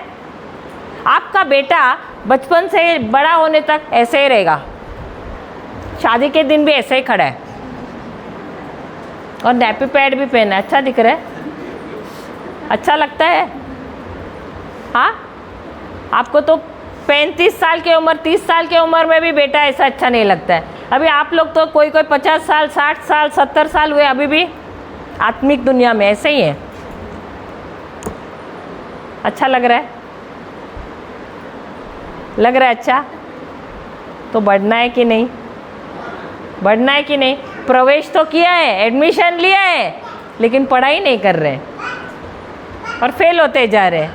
अच्छा है क्या कि पास्टर सिखा नहीं रहे? क्या सिखाते हैं ना, अच्छा सिखाते हैं। हमने भी सुना है, थोड़ा भी सुना है, तो हमको अच्छा लगा है उनका प्रीचिंग। हालेलुया। तो हम यहाँ आते क्यों हैं? भोजन लेने के लिए। अभी जैसे गाय चारा खा रही है हड़बड़ी में, फिर बाद में क्या करती है? वो जुगाली करती है कि नहीं? कहाँ जाकर? कहीं छाँव में जाके मस्त बैठती है और जाके जुगाली करती है। अगर जुगाली नहीं करेगी तो क्या होगा? दूध मिलेगा दूसरे दिन? नहीं मिलेगा। क्या मिलेगा? खाली चारा ही मिलेगा। सही बात है। उसी प्रकार इतने साल से आपने क्या किया है? चर्च में आए, हड़बड़ाहट में सब लिए, लेकिन जुगाली नहीं किया है। घर पे जाके क्या करना है? जो सीखा है उस पर मनन चिंतन करना है, जुगाली करना है। अभी मैंने देखा उस बहन को, सिस्टर को देखा, वो बच्चे को दूध दे रही है। दूध देने के बाद ऐसे ही रखती है क्या उसको? क्या उसको लेती है, थपथपाती है? क्यों थपथपाती है? उसको मारती है जोर से, ढप ढप ढप ढप। क्यों मारती है? मारती है क्या या थपथपाती है? क्यों थपथपाती है? किस लिए? आपको पता नहीं किस लिए थपथपाते हैं? कितने बच्चे आपके? हाँ, वो बराबर पता है आपको। क्यों? क्योंकि अगर बच्चे को ऐसे ही रखा, वो दूध के साथ बच्चा क्या करता है? हवा भी अंदर लेता है, और उसके वजह से अगर जब हम ऐसे रखते हैं, वो जो भी पिया है वो दूध उसके नाक से मुंह से आएगा, बच्चा मर भी सकता है, खतरा है बच्चे के लिए। तो इसीलिए हम क्या करते हैं? बच्चे को थपथपाते हैं ताकि मुंह से वो हवा जो है निकल जाए, वो डकार निकल जाए, और वो जो खाना दिया है, वो जो दूध दिया है, वो पचे। समझ गए? उसी प्रकार जब हम वचन सुनते हैं, उस वचन के द्वारा हमको भी डकार आना चाहिए। कैसे? जब तक हम उसको बार बार मनन चिंतन नहीं करेंगे तो डकार आएगा क्या? नहीं। इसलिए पचन ही नहीं हो रहा है। इसलिए क्या हो रहा है? जो खाया इधर ही उंगली डाला, यहीं पर उल्टी किया, निकल गए। होता है ऐसे। आज सिस्टर बोल भी रही थी अपने बेटी के बारे में। कोई तो उनको खिला रहा था, उसने बोला ही नहीं मेरा पेट भरा है। वो खाते गए, बाद में उसको बहुत ज़्यादा हुआ, उसने उंगली डाला और पूरा निकाल दिया। हम भी क्या ऐसे ही करते हैं आत्मिक दुनिया में? हाँ, करते हैं क्या ऐसे? इधर उंगली डाला, सब उल्टी करके निकल गए। या जो सीखा है उसको लिखा भी है, मन में भी रखा है, हृदय में भी रखा है, घर पे जाते जाते इससे उसे बात नहीं करना है। प्रभु मुझे जो आज सीखा है ना, उस पर ही मैं मनन चिंतन कर रही हूँ। जैसे वो गाय कर रही है, मुझे भी करना है। क्यों? क्योंकि मुझे अभी वापस ऐसे नहीं रहना है। अभी बहुत रहा ऐसे। अभी मुझे आगे बढ़ना है, मुझे ग्रेजुएट बनना है। इसमें जो वचन सीखा है उसको मुझे इस्तेमाल करना है। मुझे बैसाखी लेकर पूरा मेरा जो जीवन है वैसा नहीं जीना है बैसाखी पर। वो पास्टर मेरी बैसाखी नहीं है, वो सिस्टर मेरी बैसाखी नहीं है, लेकिन प्रभु आपका वचन जो है वही मेरा सहारा है। उसी के अनुसार उस पर ही मैं निर्भर रहूँगा। इस पर उस पर। हाँ ठीक है, आपको कुछ समझ में नहीं आ रहा है, हम हैं यहाँ पर, पास्टर है यहाँ पर, आप पूछ सकते हैं। लेकिन हर चीज़ के लिए, छोटी मोटी चीज़ के लिए भाई उनको भी थोड़ा सा राहत दो। हालेलुया, हालेलुया, जय यीशु। तो हम हर एक को देखो, हम जब स्वर्गीय राज्य में जाएंगे, हम सबको प्रभु एक एक को हिसाब देना है। उनके अभी आप सबके लिए कोई एक व्यक्ति हिसाब नहीं देने वाला है, हर एक को अपने जीवन के लिए हिसाब देना है। समझ गए? तो आप कितना वचन में बढ़ रहे हो ये आपको देखना है और बढ़ना है हमको। Hallelujah, hallelujah. तो जब तक हम नए सिरे से जन्म नहीं लेते हैं तब तक हम परिपक्व होंगे क्या? जब तक हम वचन में नहीं बढ़ेंगे तब तक हम मैच्योर होंगे क्या? हम परिपक्व हो जाएंगे? नहीं, तब तक हम बैसाखी पे ही रहेंगे। तो हमको सीखना है वचन को। Hallelujah, hallelujah. अभी पढ़ना वो वचन, पहला यूहन्ना 5:4। हाँ, दोबारा। क्योंकि जो कुछ परमेश्वर से उत्पन्न हुआ है, परमेश्वर से उत्पन्न हुआ है। अरे हम वो ले रहे थे ना, रोमियो का कर रहे थे शायद ना, क्या यही कर रहे थे? हाँ, यही कर रहे। अच्छा, क्योंकि जो कुछ परमेश्वर से उत्पन्न हुआ है वह संसार पर जय प्राप्त करता है, और वह विजय जिससे संसार पर जय प्राप्त होती है, हमारा परमेश्वर है। कौन है? कौन है? तो हमें विजय कौन देता है? कौन देता है? हमारा विश्वास। बहन, हमको विजय कौन देता है? विश्वास। अगर हमको विजय विश्वास देता है, आपको प्रश्न है, मुझे पता है, आप सोच रहे विजय हमको विश्वास कैसे देता है? सही बात है, सही बात है, आप सोच रहे हैं ना। तो विश्वास कहाँ से आता है? हाँ, वचन से आता है। तो अगर विश्वास वचन से आता है तो क्या सीखना ज़रूरी है? वचन सीखना ज़रूरी है, क्योंकि जो सामग्री है, विश्वास है, वो कहाँ पर है? उस वचन के अंदर है। तो जब तक हम वचन नहीं सीखेंगे तब तक विश्वास नहीं आएगा। तो इसीलिए अधिक क्या करना ज़रूरी है? वचन को सीखना। जब तक हमारे पास हर एक समस्या के लिए वचन नहीं है, तब तक विश्वास रहेगा कि हमारे पास नहीं। और इसीलिए वचन को सीखना ज़रूरी है। हालेलुया। अभी आप डॉक्टर के पास गए, उदाहरण दे रही हूँ, डॉक्टर ने आपको बुखार के लिए एक लिख कर दे दिया दवाई, और आप चंगे हो गए उससे।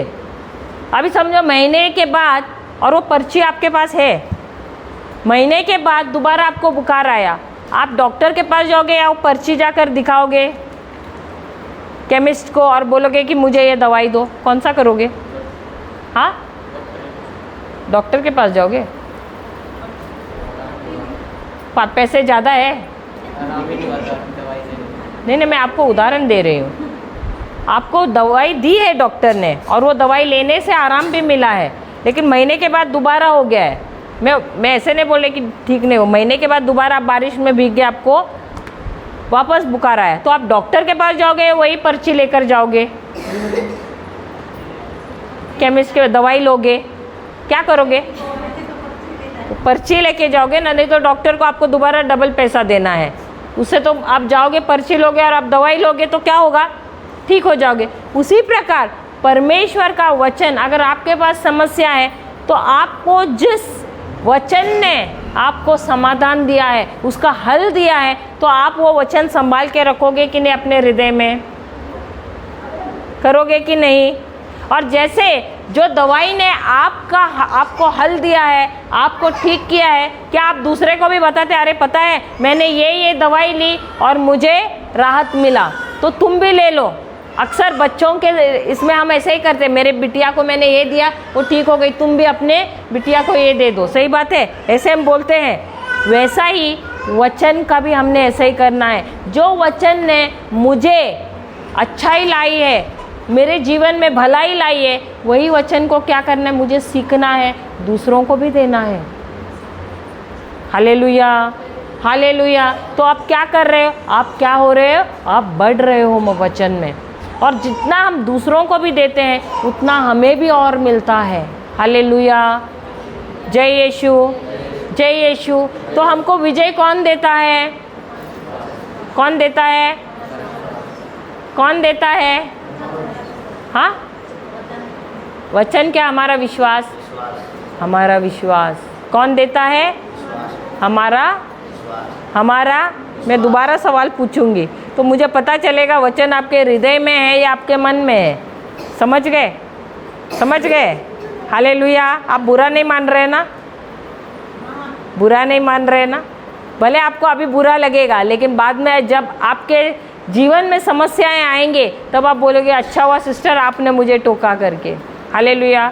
हम भी आपके जैसे ही थे, वैसे ही बैठे थे, कभी सोचा नहीं था। जब हमारे प्रीचर हमको सिखाते थे विश्वास के बारे में, हम बोलते थे अरे हर बार यही टॉपिक ले रहे हैं विश्वास। लेकिन जब उन्होंने हमको विश्वास क्या है पूछा, हमको उसका उत्तर ही नहीं आया। और हम पहले बैठे थे ऐसे, सबके सामने हमको पूछा विश्वास का अर्थ क्या है, और हमको कुछ नहीं मालूम। कम से कम 10-20 बार हमने सुना है विश्वास के बारे में। और जब उन्होंने पूछा विश्वास क्या है, हमको मालूम ही नहीं है उसका अर्थ क्या है। लेकिन हर बार हम बोलते हैं क्या है, हमारे प्रीचर है, बार बार विश्वास का टॉपिक ले रहे हैं, उनको विश्वास के सिवा और दूसरा टॉपिक नहीं आता है। लेकिन जिस दिन उन्होंने सवाल पूछा तभी पता चला कि हमारे हृदय में ही नहीं है वचन।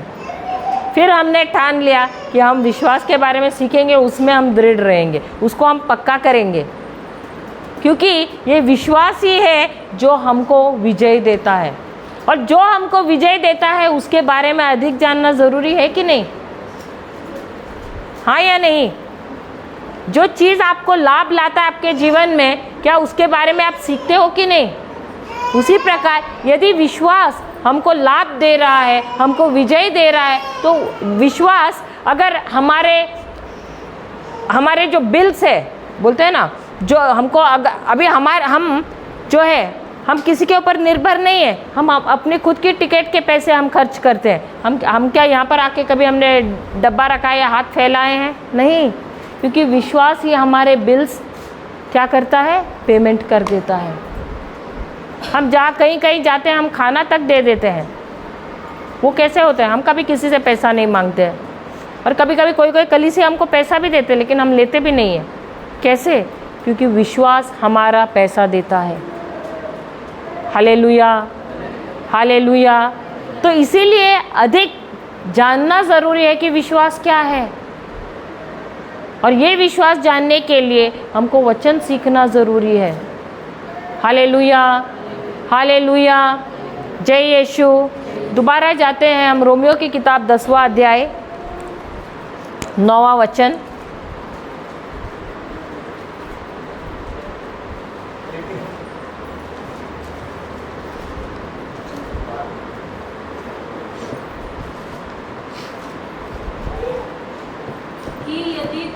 कि यदि तू अपने मुंह से यीशु को प्रभु जानकर अंगीकार करे और अपने हृदय से विश्वास करे कि परमेश्वर ने जिसे मरे हुए में से जिलाया, तो तू निश्चय उद्धार पाएगा। तो वचन कहाँ रहना चाहिए? कहाँ रहना चाहिए? सबसे पहले मुंह से, मुंह में, और फिर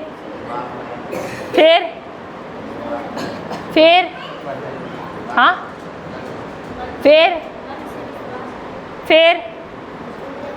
मैं आप लोगों को कंफ्यूज कर रही हूँ। मन में रहना चाहिए या कि हृदय में रहना चाहिए?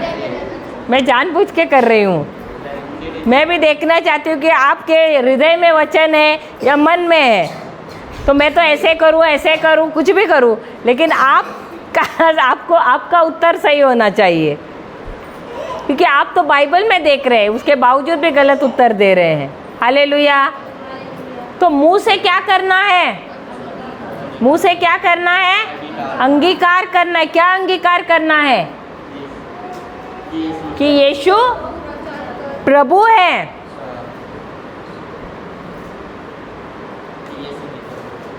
क्या है? दोबारा पढ़ो। कि यदि तू अपने मुंह से यीशु को प्रभु जानकर अंगीकार करे। मुंह से क्या कहना है? कि प्रभु यीशु तू ही मेरा प्रभु है, और हृदय से क्या करना है? अंगीकार करना है। नहीं, हृदय से विश्वास करना है। क्या विश्वास करना है? कि परमेश्वर ने उसे मुर्दों में से पुनर्जीवित किया है। तो तुमको मुंह से बोलना है और हृदय से विश्वास करना है। और तब होता है तुम्हारा उद्धार। समझ रहे हैं? समझ रहे हैं? Hallelujah, hallelujah. तो यदि आपको परमेश्वर के राज्य में प्रवेश करना है तो क्या करना है? मुंह से अंगीकार करना है और हृदय से विश्वास करना है। मुंह से अंगीकार करना है और हृदय से विश्वास करना है। बोलो सब जन, मुंह से अंगीकार करना है और हृदय से विश्वास करना है। मुंह से अंगीकार करना है और हृदय से विश्वास करना है। तब क्या होता है? हमारा उद्धार होता है और हम प्रवेश करते हैं परमेश्वर के राज्य में। Hallelujah, hallelujah. फिर 13वां वचन पढ़ना, उसी का 13वां वचन। क्योंकि जो कोई प्रभु का नाम लेगा वह उद्धार पाएगा। फिर जिस पर उन्होंने विश्वास नहीं किया वो उनका नाम कैसे ले? और जिसके विषय सुना नहीं उस पर कैसे विश्वास करे? और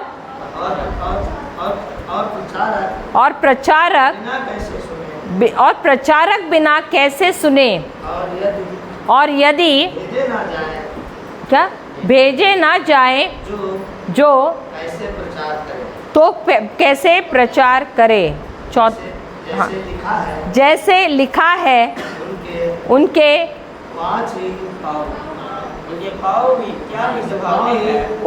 पाँव ही क्या सुहावने हैं जो अच्छी बातों का सुसमाचार सुनाते हैं। परंतु सब ने नहीं बस उतना ही। 14 ना, 13 और 14 ना। हालेलुया। तो यदि किसी को उद्धार प्राप्त करना है तो प्रभु कहते हैं तो प्रचारक की ज़रूरत है, क्योंकि प्रचारक ही है जो जाता है सब जगह और प्रभु यीशु के बारे में सुसमाचार सुनाता है। बगैर प्रचारक के किसी को सुसमाचार मिलेगा क्या? नहीं मिलेगा। हालेलुया। भले उद्धार का दरवाज़ा खुला है सबके लिए, लेकिन यदि सबको प्रवेश भी करना है तो एक प्रचारक की ज़रूरत है। हालेलुया। और इसीलिए वचन कहता है कि कितने सुंदर है प्रचारक के पैर जो लाता है, क्या लाता है? सुसमाचार। हालेलुया। क्योंकि प्रचारक के आते ही वो सुसमाचार मिलता है, जिससे हमको पता चलता है कि स्वर्ग का दरवाज़ा हमारे लिए खुला है। Hallelujah, hallelujah. हम दोबारा जाते हैं पेतरस का पहला पत्र, पहला अध्याय 23वां वचन।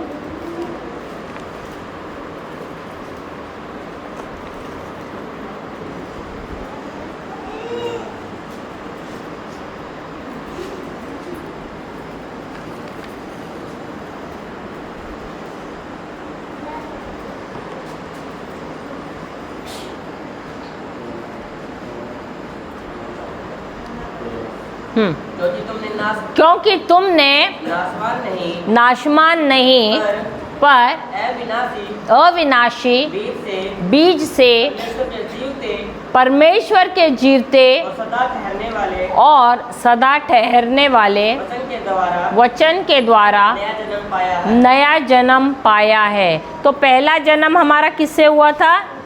अपने माता पिता के बीज और अंडे से हुआ था। और दूसरा जन्म हमारा हुआ है परमेश्वर के वचन से, जो हमेशा जीवित है और जिसमें कोई भी भ्रष्टाचार नहीं है। Hallelujah, hallelujah. जय यीशु, जय यीशु। हम दोबारा जाते हैं मार्कुस का सुसमाचार, 4 अध्याय 26वां वचन लेते हैं।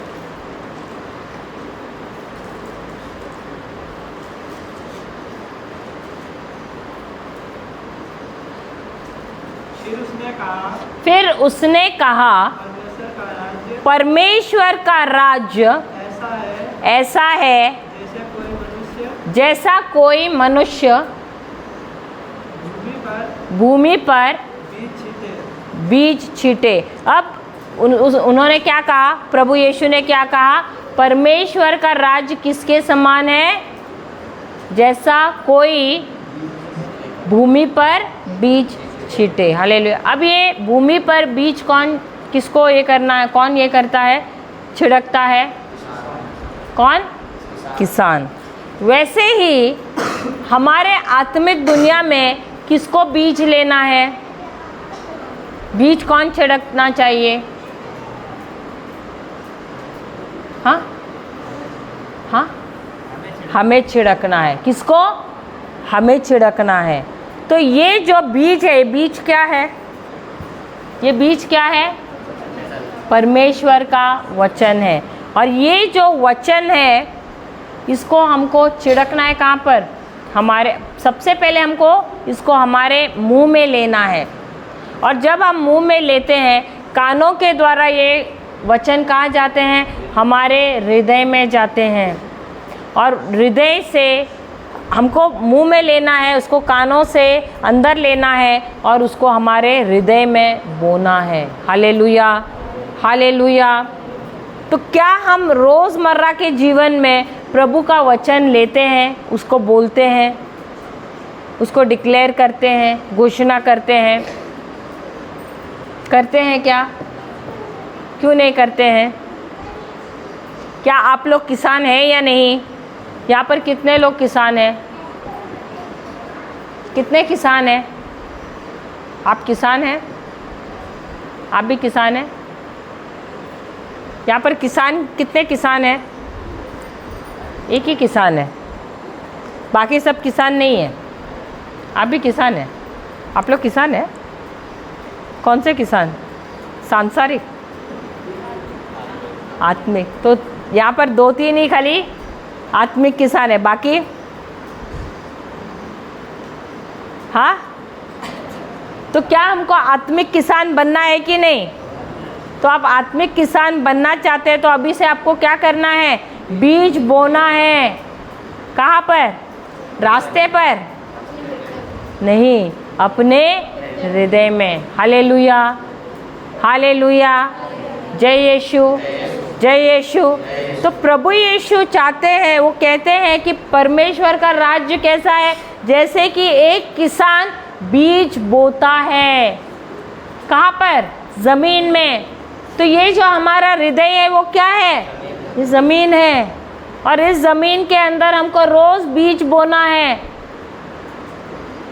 हालेलुया, हालेलुया, जय यीशु। लेकिन क्या हम बीज बोते हैं? ये जो बाइबल है इसको क्या कहा गया है, ये बीज, ये बीजों से भरा हुआ है। ये बीज भरी हुई बोरी है, बीजों से भरी हुई बोरी है। लेकिन क्या हम इसमें से बीज निकालते हैं? ये विश्वासी एक ऐसा किसान है जिसके पास बीज तो है, लेकिन वो कभी भी उस बीज को बोता ही नहीं है। लेकिन रोज़ जाता है, उसके सामने दंडवत करता है, उसको चूमता है, उसको गले से लगाता है, लेकिन वो बोता ही नहीं।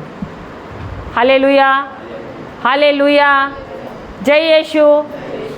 क्या माता मरियम ने भी बीज लिया था?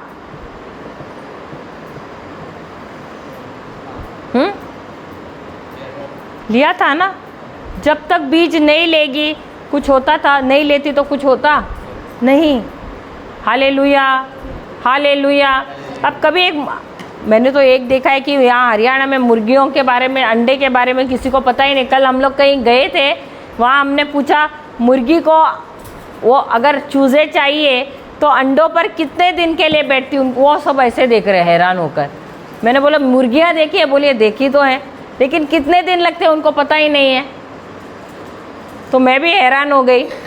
फिर पता चला अरे ये लोग मुर्गी खाते नहीं है, इसलिए उनको इसके बारे में पता ही नहीं है। हालेलुया, ना अंडा खाते हैं ना मुर्गी खाते। मैं पहले बार प्रीचिंग के टाइम पे चौंक गई कि उनको इस बारे में कुछ भी नहीं पता है। Hallelujah, hallelujah. तो अगर एक मुर्गी को चूज़े चाहिए तो कितना समय लगाती है वो? आपको भी नहीं मालूम है? अरे पूरे हरियाणा में ही नहीं मालूम है? आप हरियाणा के नहीं है इसीलिए आपको पता है, मुर्गी नहीं खाते। लेकिन मुर्गी नहीं खाते, लेकिन आपको ज़रूर पता है।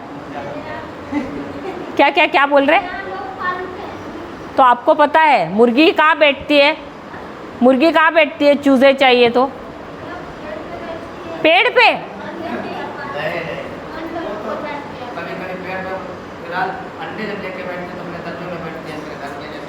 हाँ, मुर्गी क्या करती है? अंडों के ऊपर जब उसको चूजे चाहिए तो वो अंडों पर वो बैठ जाती है। हाँ, अरे वाह, आपको तो बहुत जानकारी, आपने पाला है क्या?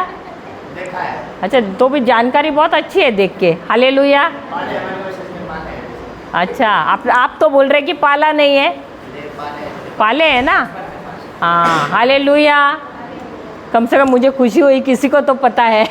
कल तो सब मुझे ऐसे घूर के देख रहे हैं क्योंकि उन्होंने कभी सुना ही नहीं है इस बारे में।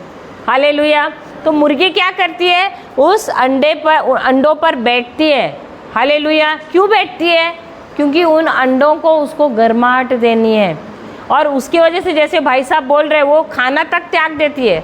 लेकिन अगर उसे जाना है, बोलते हैं ना, क्या बोलते हैं उसको, नेचर्स कॉल को क्या बोलते हैं, शौचालय जाना है, उस थोड़े देर के लिए तो उठ के भागती है। अब वो जब बैठी है, उसकी सहेलियां भी बुला रहे तो जाती है क्या? वो नहीं, वो बाहर घूमने का भी वो भी त्याग देती है। लेकिन वो एक मिशन पे है। क्या मिशन है? कि मैं इन अंडों पर बैठूंगी और जो मुझे चाहिए जब तक मुझे नहीं मिल रहा है मैं यहाँ से हिलूंगी नहीं। Hallelujah, hallelujah. लेकिन विश्वासी एक ऐसे मुर्गियां हैं जो बोलते हैं, पास्टर जी हमारे अंडे के ऊपर आप बैठो और आप मनन चिंतन करो और आप चूजे निकालो। सही बात है। आप कितने लोगों के अंडों पर बैठे पास्टर जी? हाँ, और कितने चूजे निकाले हैं? हाँ, अभी वचन पे किसको मनन चिंतन करना है और आप किनको काम दे रहे हैं? बेचारे कितने सालों से कितने लोगों के अंडों पे बैठे हैं। हाँ, थोड़ा तो तरस खाओ। हालेलुया। तो वचन देखो, मैं आपकी निंदा नहीं कर रही, किसी की भी निंदा नहीं कर रही हूँ, लेकिन क्या हम यहाँ सीखने आए? हम भी आपके जैसे ही थे, हम भी ऐसे बार बार, लेकिन हम ज़रूरत के लिए ऐसे ज़्यादा कॉल नहीं कर, हम वचन के लिए, हम वचन कौन सा ले। पहले से भी हमने कभी किसी को ऐसा ये बोला नहीं कि हम पर प्रार्थना करो, हमको वचन दो। ये आप भी अज्ञानता की वजह से कर रहे हैं, हमको भी पता है। सीखना है, हम सब यहाँ सीखने आए हैं। मैं किसी की निंदा करने नहीं आई हूँ। हम सब ठोकर खाकर ही सीख रहे हैं। अभी भी हम भी सीख रहे हैं। ऐसे नहीं कि हम गुरु हैं, बड़े महारथी हैं, नहीं, हम अभी भी सीख रहे हैं। अभी ऐसे मत हमको देखो कि हम बहुत बोलते हैं ना 30 मार का है, नहीं, हम अभी भी सीख रहे हैं। अभी भी हम भी कभी कभी ऐसा है कि हम किसी से सुनते हैं और हम सीखते हैं वचन, जो हमको नहीं पता है। कभी हम इनसे भी सीखते हैं, कभी हम ब्रदर पास्टर योगेश से भी सीखते हैं, जहाँ जहाँ जाते हैं उनसे भी हम सीखते हैं। ऐसे नहीं कि हम बहुत महारथी हो गए, अभी हम सिद्ध हो गए, नहीं, हम खुद भी सीखते हैं, हमसे भी गलतियाँ होती है, अभी भी होती है। लेकिन क्या ये गलतियाँ करने के बाद सुधारना है कि नहीं? तो जब हमको वचन मिला है तो हमको खुद को उस पर मनन चिंतन करना है। अगर कोई समस्या है तो वचन लेना है। जिस प्रकार वो मुर्गी बैठती है अंडों पर, 21 दिन के लिए बैठती है, वो उठती नहीं है। अभी आपने कहा ना, वो खाना तक त्याग देती है। अभी आपको मैं नहीं बोल रही खाना त्यागो, नहीं तो कल आके पास्टर को बोलेगे, वो सिस्टर आई थी वो बोल रही थी खाना त्यागो करके। ठीक है, खाना मत त्यागना। खाना खाते खाते भी आप मनन चिंतन कर सकते हो उस वचन पर। कपड़े धोते हुए भी कर सकते हो, कामकाज करते हुए भी, खेत जोतते समय भी, नहाते समय भी, जहाँ भी जाते समय भी, यहाँ वहाँ चलते समय भी आप मनन चिंतन कर सकते हो। मुझे याद है, मैं कॉलेज को जाती थी तो मेरे मम्मी ने मुझे एक सिखाया था कि वचन जो है उसको, जैसे घर से बाहर कदम रख रहे हो, वचन बोलना शुरू करो। तब से वो आदत लगी हुई है। हमने वही आदत हमारे बच्चों को भी लगाया है। जैसे घर से बाहर कदम रखते उनका शुरू हो जाता है वचन बोलना। तो क्या कर रहे हैं? ध्यान कहाँ है? वचन पर है। ये आदत डालना है तो ऑटोमेटिक फिर बाद में वो आदत हो जाती है। ऐसे ही आदत नहीं होती है, हमको डालना है, इसको आदत करनी है, उसको आदत बनानी है। वचन को मनन चिंतन करने की, एक ही वचन लो दिन में। और ये वचन क्या है? बीज है। वो बीज आप जब उसको ले रहे हो मुंह में, आप बोल रहे हो तो क्या हो रहा है? कानों के द्वारा आपके हृदय में जा रहा है। आप क्या कर रहे हो? बीज को बो रहे हो आपके हृदय में। रोज बोलते जाए, आपको पता भी नहीं जो आपकी समस्या है वो कैसी हल हो रही है। आप वचन बोलते जा रहे हो, बोलते जा रहे हो, बोलते जा रहे हो, और आप क्या कर रहे हो? आप बीज बोते जा रहे हो। समझ गए? तो ये मुर्गी क्या कर रही है? 21 दिन उस अंडे पे बैठ रही है, मनन चिंतन कर रही है, उठ नहीं रही है। 21 दिन तक उन अंडों पर ही बैठी है, और फिर 21वें दिन उसको चोंच से मारने की ज़रूरत नहीं है। अगर चोंच से मारेगी तो अंडा खराब हो जाएगा, लेकिन वो चूज़े जो है अंदर से वो चोंच मारते हैं और वो फूटकर बाहर आ जाते हैं। हालेलुया, हालेलुया, जय यीशु, जय यीशु। उसी प्रकार जब माता मरियम जो है, उसके पास देवदूत आया इब्राइल, और उसने क्या किया? उसको क्या दिया? वचन दिया। देखो, उधर पुरुष को शामिल नहीं होना है। अब एक बच्चे का जन्म होता है, एक पुरुष और स्त्री जब साथ में आते हैं, तब जब पुरुष अपना बीज देता है, स्त्री अपना अंडा देती है, तब बच्चे का जन्म होता है। लेकिन यहाँ पर जो परमेश्वर ने जो संदेश भेजा, वो संदेश क्या है? एक बीज है, और उसी बीज को उन्होंने ग्रहण किया, और उसी बीज पर उन्होंने मनन चिंतन किया, और तब क्या हुआ? पवित्र आत्मा उन पर छाए रहे, और उस बीज को उसने क्या किया? उस बीज को, अभी आप यूहन्ना का किताब 1 अध्याय 14वां वचन पढ़ना, क्या कहता है?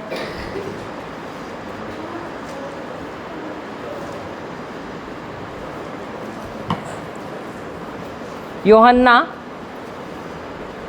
पहला, यूहन्ना का सुसमाचार है, पहला पत्र नहीं, यूहन्ना का सुसमाचार 1 अध्याय 14वां वचन।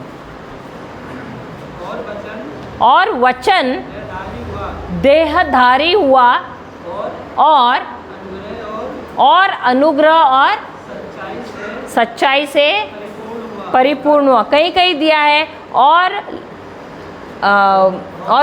और वचन, हाँ, और हमारे बीच निवास हुआ। लेकिन दूसरा ट्रांसलेशन है, और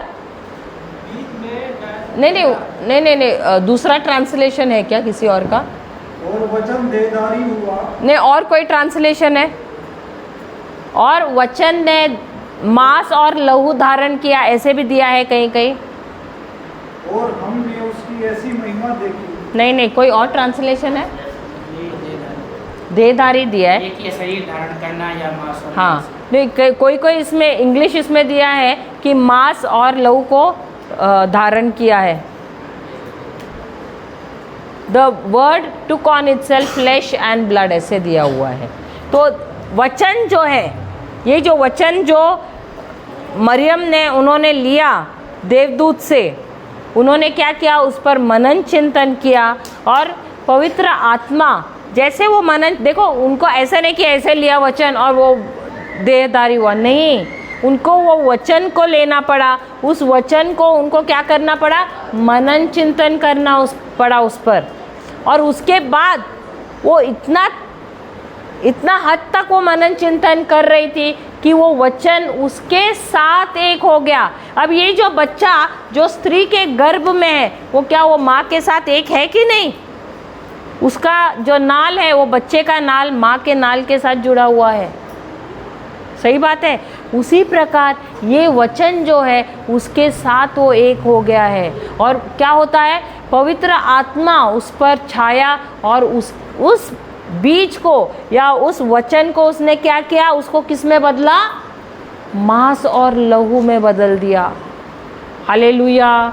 उसी प्रकार हमको वचन को लेना है। एक ही वचन लो, एक हफ्ता लो, एक महीना लो, 2-4 महीना लो, लेकिन एक ही वचन को लो। उस वचन को बार बार बार बार अपने आप से बोलते रहो, उस पर मनन चिंतन करते रहो, उस तक कि वो जो वचन है आपके अंदर मांस और लहू होना चाहिए, आपके साथ एक हो जाना चाहिए।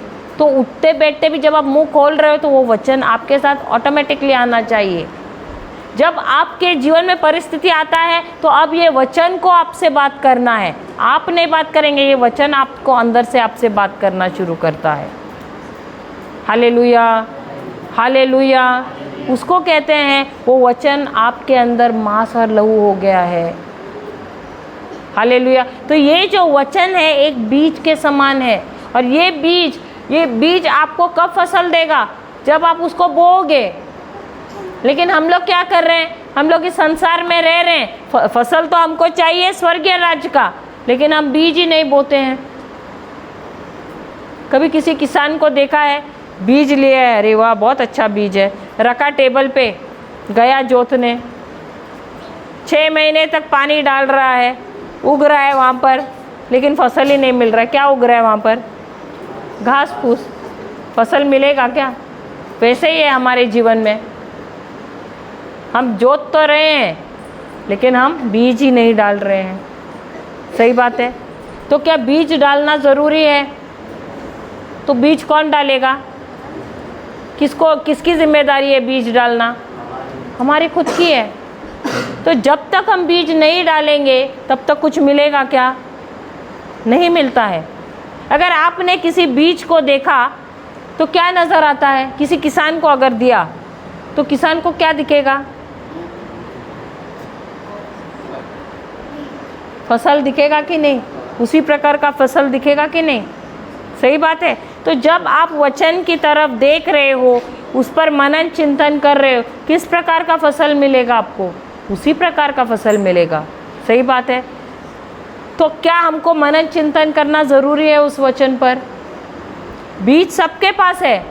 देखो, जो कुछ भी प्रभु ने हमें दिया है वो फसल के रूप में नहीं दिया है, हमको बीज के रूप में दिया हुआ है। हालेलुया। क्योंकि हम क्या चाहते हैं? प्रभु आप हमको फसल दो,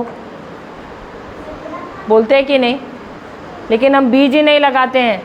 हमको फसल सबको चाहिए, लेकिन हम बीज जो है उसको ही नहीं हम बोते हैं। और वो बीज क्या है? उनका वचन है। अभी जैसे कि परमेश्वर ने अब्राहम को बीज दिया था या उनको फसल दिया? उनको संतान दिया प्रभु ने।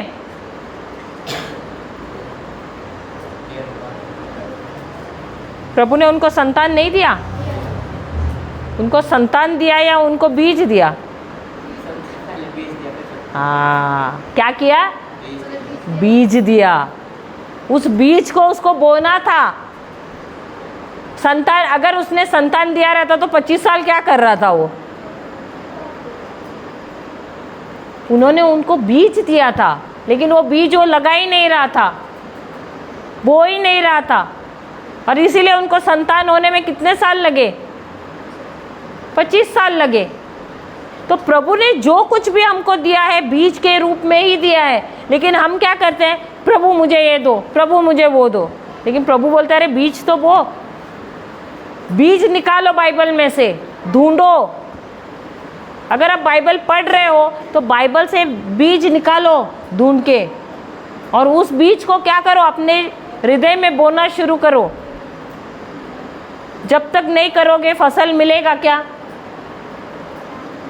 अगर आपके पास 3 दाने गेहूं के हैं, क्या आप उसकी रोटी बना सकते हैं? बिस्किट बना सकते हैं? वो किस काम के हैं? किसी काम के हैं? है ना? बोने के काम के हैं। बोने के काम के हैं। क्योंकि जब आप बोओगे तो क्या आपने अगर बोया तो एक ही बीज में एक ही गेहूं का दाना मिलेगा? बहुत मिलेंगे। और जब उनको आप वापस बोओगे तो और कितने मिलेंगे? और फिर तब आप बिस्किट बनाओगे, सारी दुनिया को खिला पाओगे। वैसा ही है प्रभु का वचन। सबसे पहले अपने हृदय में बो, जब आपको फसल मिलता है फिर दोबारा बो, फिर वह बाद में आपको क्या करना है, दूसरों को भी देना है, ताकि वो भी अपने जीवन में बोए। तो वो वचन जो है, जो बीज के रूप में है, उसको अपने हृदय में बोना है, उसका लाभ उठाना है, और फिर बाद में जब हमको लाभ होता है, हमको दूसरों को तक बताना है। यही काम है बीज का। अगर कोई किसान स्वार्थी हुआ, बोला नहीं मैं तो सब खा लूँगा, फसल मिलेगा, अगले बार क्या होगा, उसका भूखा मर जाएगा। सही बात है। तो इसीलिए बीज को बोना ज़रूरी है, और ये बीज क्या है, प्रभु का वचन है। हालेलुया। तो प्रभु का वचन ज़रूरी है हमारे लिए। हमारी निर्भरता प्रभु के वचन पर रखना है, इसके उसके ऊपर नहीं रखना है हमको। और इसीलिए प्रभु क्या कहते हैं, मेरा राज्य किसके समान है, उस किसान के समान जिसने बीज बोया है। तो हमको हर एक को किसान बनना है प्रभु के राज्य का। सबसे पहले अपने जीवन में, अपने हृदय में बीज बोने को सीखना है। जब तक हम अपने जीवन में नहीं बीज बोएंगे, क्या हम जाकर दूसरों के जीवन में बो सकेंगे? नहीं। अगर मैं अपने आप को ही आशीर्वादित नहीं कर सकता हूँ, तो दूसरों को कैसे करूँगा? होगा क्या? तो यही हमको किसान सिखाता है। वो किसान क्या अपने लिए बोता है? नहीं, वो बोता है, फिर जब फसल मिलता है थोड़ा अपने लिए रखता है, थोड़ा दोबारा बोने के लिए रखता है, कुछ वो बेचता है ताकि दूसरों को भी उससे फ़ायदा हो जाए। तो ये बात हमको किसान से सीखना है। उसी प्रकार हमको भी वचन लेना है, उस वचन से हमको क्या फ़ायदा मिल रहा है उससे सीखना है, उसको हमारे जीवन में क्या करना है, प्रैक्टिस करना है, और हमको गवाहियाँ लानी है। और जब किसी को उसी समस्या में हम देखते हैं, उसके जीवन में उस बीज को बोना है। हालेलुया। तो हमारे जीवन में भी जब हमको फ़ायदा मिला, हम भी बीज बोना शुरू किया। पहले शुरू किया हमने लूका का सुसमाचार 4 अध्याय 18वां 19वां वचन लिया। कई घंटे तक हम बोलते रहते थे, हम दोनों भी बैठ के बोलते थे। हमने कभी सोचा भी नहीं हमारा मिनिस्ट्री शुरू होगा, क्योंकि हम दोनों भी शर्माते थे किसी के सामने बोलने का। माइक तो पकड़ना तो दूर की बात थी। हमको याद है शादी के दिन हम दोनों माइक को एक दूसरे के हाथ में ढकेल रहे थे, क्योंकि इतना हम लोग बात भी नहीं कर, इतनी शर्मिंदगी, अरे इतनी शर्म आ रही थी कि हम बात भी 1-2 शब्द नहीं बात कर सकते थे। लेकिन जब ये वचन लिया, इस वचन को हमने हृदय में बोना शुरू किया, हमको पता ही नहीं हमारी मिनिस्ट्री कब शुरू हुई। हमने अचानक शुरू किया किसी बीमार को देखने के लिए। कोई तो जो बीमार व्यक्ति जिसको ये था, किडनी फेलियर था, और उनको काफ़ी किडनी स्टोन्स थे, आर्थराइटिस बोलते हैं ना, जो हाथ पैर पूरे एकदम ये हो गए थे, उनके टेढ़े मेढ़े हो गए थे, चल नहीं पा रही थी, पूरी खटिया पे लेटी हुई थी। उसको वचन देना शुरू किया। हमने तो सोचा भी नहीं कि उससे हमारी मिनिस्ट्री शुरू हो जाएगी। और जैसे जैसे उसको बोलने लगे, वचन देने लगे, कुछ ही दिनों में वो चलना शुरू हुई।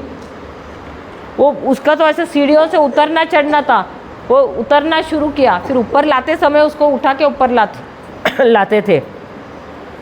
फिर देखा कि उसके अंदर परिवर्तन हो गया है। और एक मिली जो 18 साल से HIV से पीड़ित थी। एड्स तो HIV होगा तो कोई जल्दी, उसका तो इलाज ही नहीं था, उस समय मर जाता था। लेकिन वो औरत 3 महीने के अंदर उसको जैसे जैसे वचन दिया, वो भी चंगी हो गई पूरी तरह से।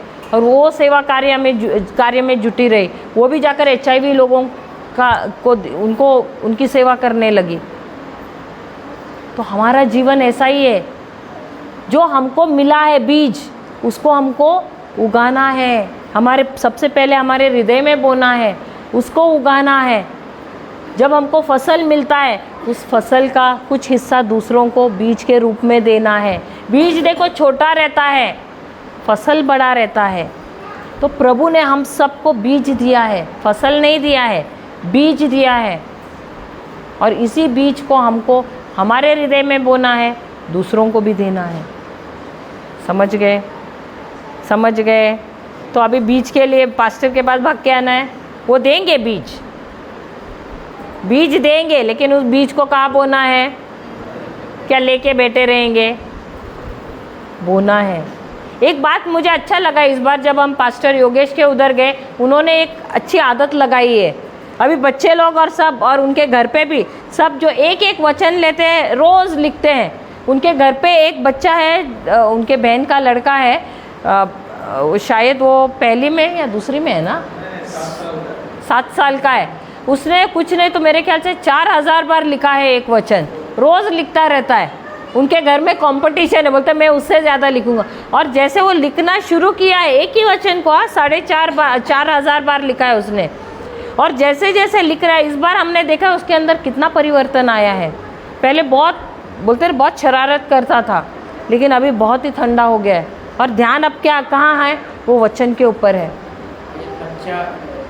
बच्चा 7 साल का ही था। 7 साल, हाँ, यहाँ पर कन्वेंशन में हमारा हाँ, ग्वालियर में, हाँ, उसने भजन संहिता 119 पूरा सुनाया था by heart. Oh praise God, भजन संहिता 119 बहुत अच्छा है। 7 साल का बच्चा था, उसमें भजन संहिता में देखो 119 में भजन संहिता 119 कितना बड़ा है, बहुत ही बड़ा है। वचन उसमें हाँ 176 है वचन। वो अकेला पूरा 7 साल के बच्चे ने याद करके सुनाया था। 7 साल के बच्चे ने 5,000 बोलना, लोगों के सामने। Praise God, hallelujah, hallelujah. अब ये 7 साल के बच्चे ने कैसे उसने बोला, क्योंकि वो वचन उसके हृदय में था। हमारे हृदय में क्यों नहीं जाता है पता है? क्योंकि हमारे हृदय में बहुत कूड़ा भरा हुआ है, सांसारिक चीज़ें भरी हुई है। और जब तक इस कूड़े को बाहर नहीं निकालते हैं तब तक जाएगा क्या वचन अंदर? नहीं जाएगा। तो अगर इस कूड़े को निकालना है, इस भ्रष्ट चीज़ों को इनको निकालना है, तो हमको क्या करना है? अपने आप को रोज़ बीज से भरना है। कौन सा बीज? प्रभु का वचन। इसको रोज़ बोते रहना है, रोज़ बोते रहना है। अभी भी देरी नहीं हुई है। आप बोलोगे अरे मेरी इतनी उम्र हुई है। नहीं, प्रभु के राज्य में कोई भी उम्र का ये तकाजा नहीं है। आप कोई भी उम्र में शुरू कर सकते हैं, आप कभी भी शुरू कर सकते हैं। Hallelujah, hallelujah. तो आप लोग शुरू करना चाहते हैं कि नहीं अपने ही हृदय में प्रभु का वचन बोलने के लिए? हालेलुया, हालेलुया, जय यीशु। तो प्रभु कहते हैं कि अगर उनके राज्य के अनुसार हमें कार्य करना है, उनके राज्य में हमको प्रवेश करना है, तो सबसे पहले हमको नए सिरे से जन्म लेना है। ये नए सिरे से भी अगर जन्म लेना है तो शुरू होता है उनके वचन के द्वारा। जब तक उनका वचन रूपी बीज हम लोग अंदर नहीं लेते हैं, हमारा नया जन्म नहीं होता है। हर एक चीज़ के लिए हमको शुरू करना है बीज के साथ। जिस प्रकार संसार के चीज़ों को अगर नया होना है, जन्म लेना है, तो बीज की ज़रूरत है, उसी प्रकार प्रभु के राज्य में भी यदि हमको प्रवेश करना है, शुरू करना है बीज के साथ, जो है प्रभु का वचन। हालेलुया, हालेलुया, जय यीशु। हो गया टाइम? ले लो ना। हालेलुया, जय यीशु। तो यदि अगर किसी का हमने बागान देखा, अगर बागान में सिर्फ घास फूस है या बहुत सारे कांटे सब पड़े, कांटे के पौधे पड़े हैं, तो वो देखने से क्या मुझे पूछना पड़ता है कि आपने कौन से बीज लगाए हैं? पूछने की ज़रूरत है। क्यों? क्योंकि मुझे नज़र आ रहा है कि किस प्रकार के, अगर ये फसल ऐसा है तो किस प्रकार का बीज आपने बोया है। हालेलुया। उसी प्रकार आपका जीवन यदि मैंने देखा, तो क्या मुझे पूछने की ज़रूरत है? आपसे अगर थोड़ी देर भी मैंने बात किया, तो क्या मुझे पूछने की ज़रूरत है किस प्रकार के बीज आपने बोए हैं अपने हृदय में?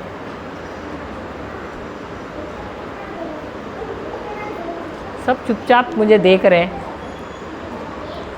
बात करने से ही पता चल जाएगा कि पता चल जाएगा, मतलब आप कैसे हैं। मैं या आप? जब मैं आपसे बात करूंगी तो क्या मुझे पता चलेगा आपने किस प्रकार के बीज अपने हृदय में बोए हैं? पता चलेगा ना? सही बात है। क्योंकि जो बीज आपने बोए हैं, जो शब्द आपने बोए हैं, उसी प्रकार के क्या होंगे? आपके विचार होंगे। हालेलुया, आपके विचार कैसे होंगे? जिस प्रकार के शब्द आपके पास हैं उसी प्रकार के विचार होंगे आपके पास। और ये विचार जो है, ये विचार क्या करते हैं? उसी प्रकार के भावनाएं उत्पन्न करती हैं। और ये भावनाएं क्या करती हैं? आपको निर्णय लेने पे मजबूर करती हैं। और जो निर्णय आपने लिए वही निर्णय है, उसके अनुसार आप क्या करते हैं? कार्य करते हो। और जो आप कार्य करते हो उसके अनुसार ही क्या होती है? आपकी आदतें हो जाती हैं। और जो आपकी आदत है उसके अनुसार आपका चरित्र हो जाता है। और उसी चरित्र के अनुसार क्या हो जाता है? आपकी मंजिल हो जाती है। हालेलुया। यदि कोई आकर कहता है अरे मुझ में ये लत है और इस लत से मैं छुटकारा प्राप्त करना चाहता हूँ, क्या ये लत एक ही दिन में हो गई है? तो ये लत शुरू हुई है कैसे?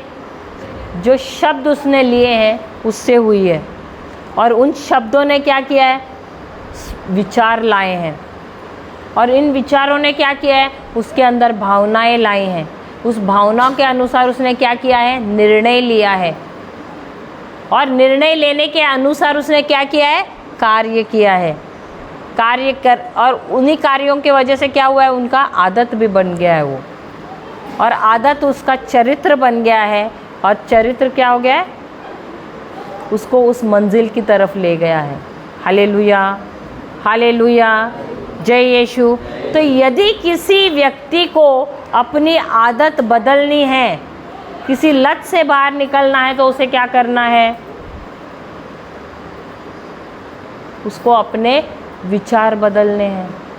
अगर किसी शराबी को देखा आपने, किसी जो ड्रग्स लेते, ड्रग्स को क्या बोलते हैं? नशीली पदार्थ लेता है, अगर आपको उसे बदलना है तो आप बोलोगे अरे आप अपनी आदत बदलो। ऐसे बोलने से बदलेगा? नहीं बदलेगा। क्यों? क्योंकि उसकी सोच नहीं बदली है। तो आप जब तक उसकी सोच नहीं बदलोगे, क्योंकि सोच भी एक बीज है, जिस प्रकार शब्द बीज है उसी प्रकार सोच भी बीज है। Hallelujah, hallelujah. तो जब तक उसकी सोच वचनों के द्वारा नहीं बदलोगे, वो उससे बाहर नहीं निकलेगा, उस आदत से बाहर नहीं निकलेगा। मुझे याद है एक गवाही मैंने सुनी थी बहुत साल पहले। एक रॉक स्टार बोलते हैं ना, जो ऐसे बड़े बड़े ऐसे होटलों में और सब काम करता था, वो विदेश में। वो रॉक स्टार के लिए ना बहुत बोलते हैं ना एनर्जी चाहिए होती है। तो ये क्या करता था, रात के वक्त ना उसको जागना भी पड़ता था, इसलिए वो नशीली पदार्थ लेता था, चरस गांजा जैसा वैसा लेता था और रात भर बजाता था। अब वो इतना उसके ऊपर वो निर्भर हो गया था उस चरस गांजे पे कि एक दिन भी बिना वो लिए वो रह ही नहीं सकता था। अब एक दिन ऐसे हुआ कि किसी दोस्त ने उसको ऐसे ही एक प्रार्थना सभा में लेकर आया और वो वचन सुनने लगा, तो उसके हृदय में आया, हृदय परिवर्तन हुआ और उसे ऐसे लगा कि मैं इस आदत को छोड़ दूं। लेकिन चाहते हुए भी वो अब इस आदत को छोड़ नहीं पा रहा है और अब उसे बाइबल भी सीखना है। अब प्रॉब्लम ये है, समस्या ये है, रात भर वो वहाँ पर बैंड बजा रहा है और गा रहा है। अब रात भर जो काम करता है, दिन भर उसे नींद आएगी कि नहीं? तो अब वो उसको बाइबल पढ़ना है लेकिन उसको नींद आ रही है। अब उसको वो सोच रहा है कि मैं अब बाइबल कैसे पढूं? तो क्या करता है, वो जो चरस है, वो पाउडर है, उसको लगाता है उसके बाइबल के पेज को और वो क्या करता है, उसको सूंघता है और पढ़ता रहता है। रोज़ ऐसे ही करता है। लेकिन वो पढ़ते पढ़ते सीखते सीखते बाइबल को उसको पता ही नहीं चलता है कि उसकी ये लत कैसे छूट गई, क्योंकि अब उसके अंदर क्या जा रहा है, प्रभु का वचन जा रहा है। वो क्या कर रहा है, अपने हृदय में प्रभु का वचन बो रहा है और जैसे वो बो रहा है उसको पता ही नहीं चल रहा है कि ये लत उसकी कैसी छूट गई है। तो हमको भी अगर हमारे जीवन में गलत आदत है तो हमको क्या करना है, हमको उस आदत से छुटकारा पाने के लिए मेहनत करनी है? नहीं, वचन पर फोकस करना है, वचन को बोते रहना है अपने हृदय में। जैसे जैसे हम वचन को बोते रहेंगे वो वचन क्या होगा, वो आदत क्या होगी, वो पूरी तरह से निकल जाएगी। यूहन्ना की किताब 15वां अध्याय 3 वचन क्या कहता है? सुसमाचार, यूहन्ना का सुसमाचार 15वां अध्याय 3 वचन क्या कहता है? तुम तो इस वचन के कारण जो मैंने तुमसे कहा है शुद्ध हो। तो किससे शुद्ध हो गए हो? उस वचन के द्वारा। आप अपने मेहनत से कितना भी कोशिश करोगे, देखो अगर कोई कहता है ना अपने खुद के विल पावर, इच्छा शक्ति से हम अपने इच्छा शक्ति से इस आदत से बाहर निकलेंगे, लेकिन आप अपनी इच्छा शक्ति से सिर्फ कुछ समय तक आप उस आदत से या लत से बाहर निकल सकते हो, लेकिन दोबारा आप देखोगे उसमें आप पड़े रहोगे। लेकिन जब आप वचन को लोगे, हमारा गोवा में एक सेंटर था, वहाँ पर ये जो नशीले पदार्थ लेते हैं, शराब वगैरह लेते हैं, जिनको आदत हो गई है और इससे बाहर नहीं निकल सकते हैं, उनको हम एक बार ना 50-50 लोगों को ऐसे रखते थे। और ऐसे लोग जो बिल्कुल उनको यानी उससे निकल ही नहीं सकते, ऐसे लोगों को। लेकिन वहाँ हम क्या करते थे, वहाँ पर एक स्पीकर लगाते थे और ये जो प्रीचिंग है, जो हमारे टीचिंग्स है, वो दिन भर उसको लगाए रखते थे। तो ये क्या हो रहा था, ये लोग सुन रहे हैं, बोल रहे हैं, और अब क्या हो रहा है, जो भी उनकी आदत, और उनको शराब वगैरह या कोई दवाई भी नहीं दी जाती है उससे छुटकारा पाने के लिए। ये वचन ही है, दिन रात सुन कर क्या हो रहा है, इवन सो भी रहे हैं तभी भी वचन शुरू है। और ये वचन क्या कर रहा है, अब इनको पूरी तरह से साफ कर रहा है। आपको लगता होगा हम जब सोए हैं तो अरे वचन क्यों चालू चाहिए, बंद करेंगे, नहीं, लेकिन ये वचन आपके अंदर फिर भी जा रहा है। कोई वचन सुनते समय भी उनको नींद आती है, लेकिन वो वचन क्या हो रहा है, आपके अंदर जा रहा है, आपके अंदर जाके आपको शुद्ध कर रहा है। जहाँ जहाँ आपके कोई भी क्षेत्र में आपको कमज़ोरी है, उस कमज़ोरी से आपको बाहर निकाल रहा है। तो ये जो वचन रूपी बीज है, ये रोज़ आपको सुनते रहना है, दिन रात आपको कानों में लगाए रखना है, सुनते रहना है। आजकल तो प्रभु ने बहुत अच्छा टेक्नोलॉजी दिया है, आप लोगों को मोबाइल दिया है, ईयरफोन्स दिया है, कान में लगाओ और सुनते रहो, सुनते। जो भी लत है, किसको किसको बहुत बुरी लत है, झूठ बोलने की, गलत, ये सब यानी गलत आदतें हैं, अगर उससे निकलना है तो अपनी खुद की कोशिश नहीं करना है। वचन जैसे जैसे अंदर जाता है, जैसे ये वचन कह रहा है, ये वचन ही आपको हर आदतों से क्या करेगा, मुक्त करेगा, आपको शुद्ध करेगा। Hallelujah, hallelujah. जैसे कि उदाहरण के तौर पे, अगर आपने एक बाल्टी में गंदा पानी रखा है, उस गंदे पानी को यदि आपने एक शुद्ध पानी का नल है उसके नीचे रखा और ये नल चालू रखा, और आप कहीं टहलने गए, 2 घंटे के बाद आए, तो कैसा पानी पाओगे, साफ पानी। वैसा ही है प्रभु का वचन भी, आपको दिन रात क्या करते रहना है, बोते रहना है, बोते रह। सुन, आप अभी क्या किसान जब बो रहा है, क्या वो सोचते बैठता है अरे पता नहीं इस बार अगर बारिश आई तो क्या होगा, नहीं, वो अपना काम करते रहता है। उसका काम है बोना, वो बोने का काम अपना करता रहता है, दिन रात वो अपना दूसरा भी काम करता है, वो टेंशन नहीं लेता है, चिंता नहीं करता है, लेकिन वो अपना काम करता ही रहता है। हर साल वो बोता है कि नहीं, कभी कभार नुकसान भी होता है, लेकिन क्या बोना छोड़ता है, नहीं। इसी प्रकार हम भी कौन है, हम हैं आत्मिक किसान, हमको भी बोना नहीं छोड़ना है, हमको भी दिन रात बोते रहना है, उस वचन पर मनन चिंतन करते रहना है। Hallelujah, hallelujah. और ये जो हृदय है हमारा उपजाऊ ज़मीन है, और इसीलिए हमको बुआई करते रहना है, बुआई करते ही रहना है, छोड़ना नहीं है। अब हम जाते हैं गलातिया 6:9।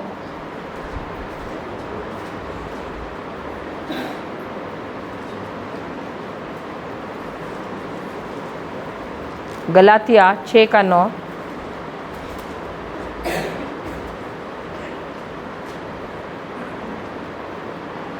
हम भले हम काम करने में साहस न छोड़े, हम भला काम करने में साहस न छोड़े, क्योंकि हम ढीले न हो तो ठीक समय पर कटनी काटेंगे। हालेलुया।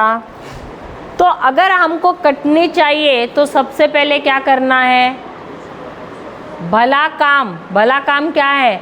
बुआई करना नहीं छोड़ना है, बुआई करना नहीं छोड़ना है।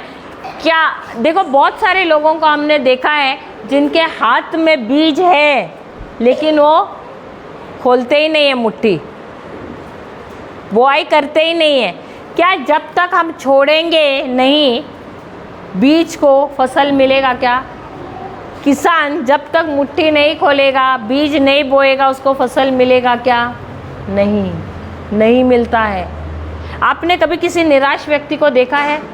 कैसा रहता है? उदास ही रहता है। और क्या करता है?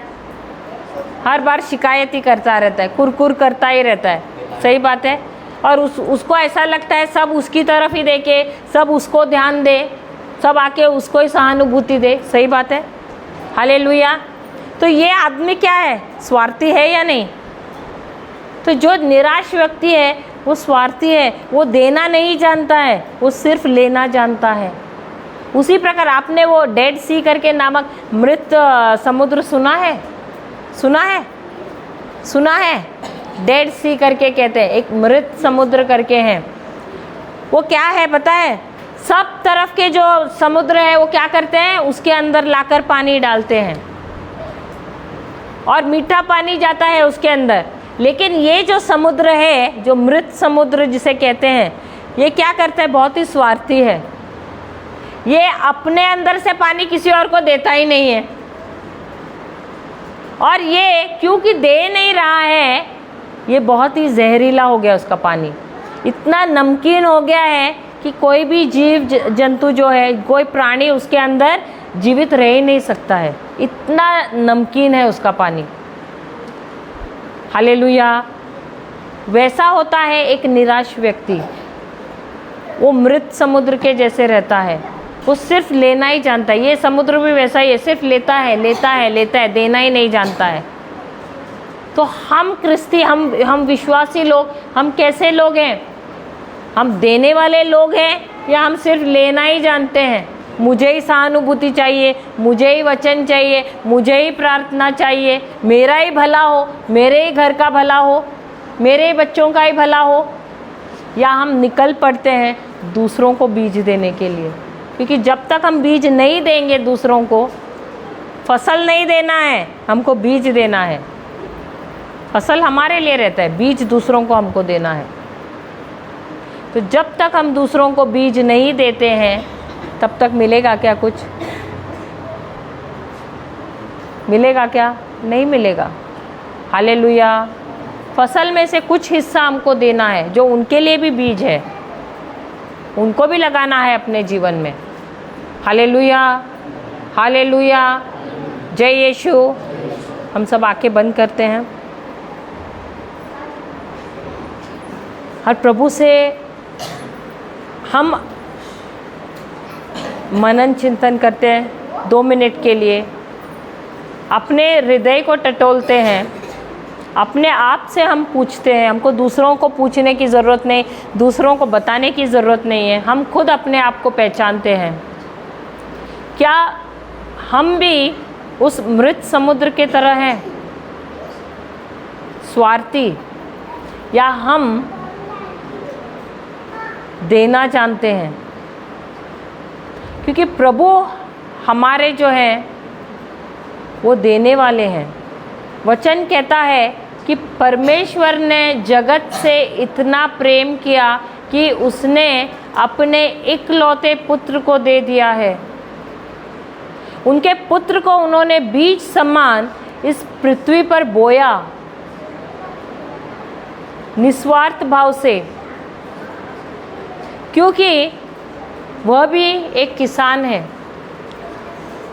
क्योंकि वो जानते हैं कि यदि मेरे पुत्र को मैं बीज के समान इस पृथ्वी पर बोऊंगा तो मुझे कितने हजारों करोड़ों की संख्या में मुझे भी संतान मिलेगी। और इसीलिए उसने एक बीज बोया जिसकी वजह से उनको इतना बड़ा फसल मिला, इतने सारे बच्चे मिले। हे प्रभु, आपने हम सबको अपने ही समान बनाया है, अपने ही सदृश बनाया है, ताकि हम भी आप ही की तरह आत्मिक किसान बने। हम भी अब से आपके वचन को ले बीज के समान और अपने हृदय में बोएं। प्रभु, हम क्षमा मांगते हैं कि अब तक हम ये नहीं कर रहे थे, परंतु आज हम सबको ये सीख मिली है कि जो वचन हमको मिला है बीज के समान, हमको उसे अपने जीवन में, अपने हृदय में बोना है, ताकि इस बीज के द्वारा हम फसल प्राप्त करें। और प्रभु, ये फसल सिर्फ हमारे लिए नहीं है, इस फसल में से हमको कुछ रखना है बीज के समान, ताकि हम दूसरों को भी दें, हम भी बोएं और हम आपके राज्य को बढ़ाएं। प्रभु, हम आपसे क्षमा मांगते हैं कि हम स्वार्थ का जीवन जी रहे थे, सिर्फ अपना ही सोच रहे थे। लेकिन प्रभु, आज इस वचन के द्वारा आपने हमें इतने सरलता से समझाया कि हमको किसान के जैसे बनना है। जिस प्रकार वो निस्वार्थ है, हमको भी निस्वार्थ बनना है। जिस प्रकार आप निस्वार्थ थे, हमको आपका उदाहरण लेना है। इसीलिए आपका वचन कहता है कि अनुसरण करो उस परमेश्वर की, उस प्रभु यीशु की। प्रभु, हम धन्यवाद देते हैं कि आपने सही समय पर हमको सुधारा। धन्यवाद देते हैं पिता परमेश्वर, धन्यवाद देते हैं पवित्र आत्मा, धन्यवाद देते हैं प्रभु यीशु। ये प्रार्थना हम करते हैं प्रभु यीशु के नाम से। आमेन, आमेन और आमेन। हालेलुया। जय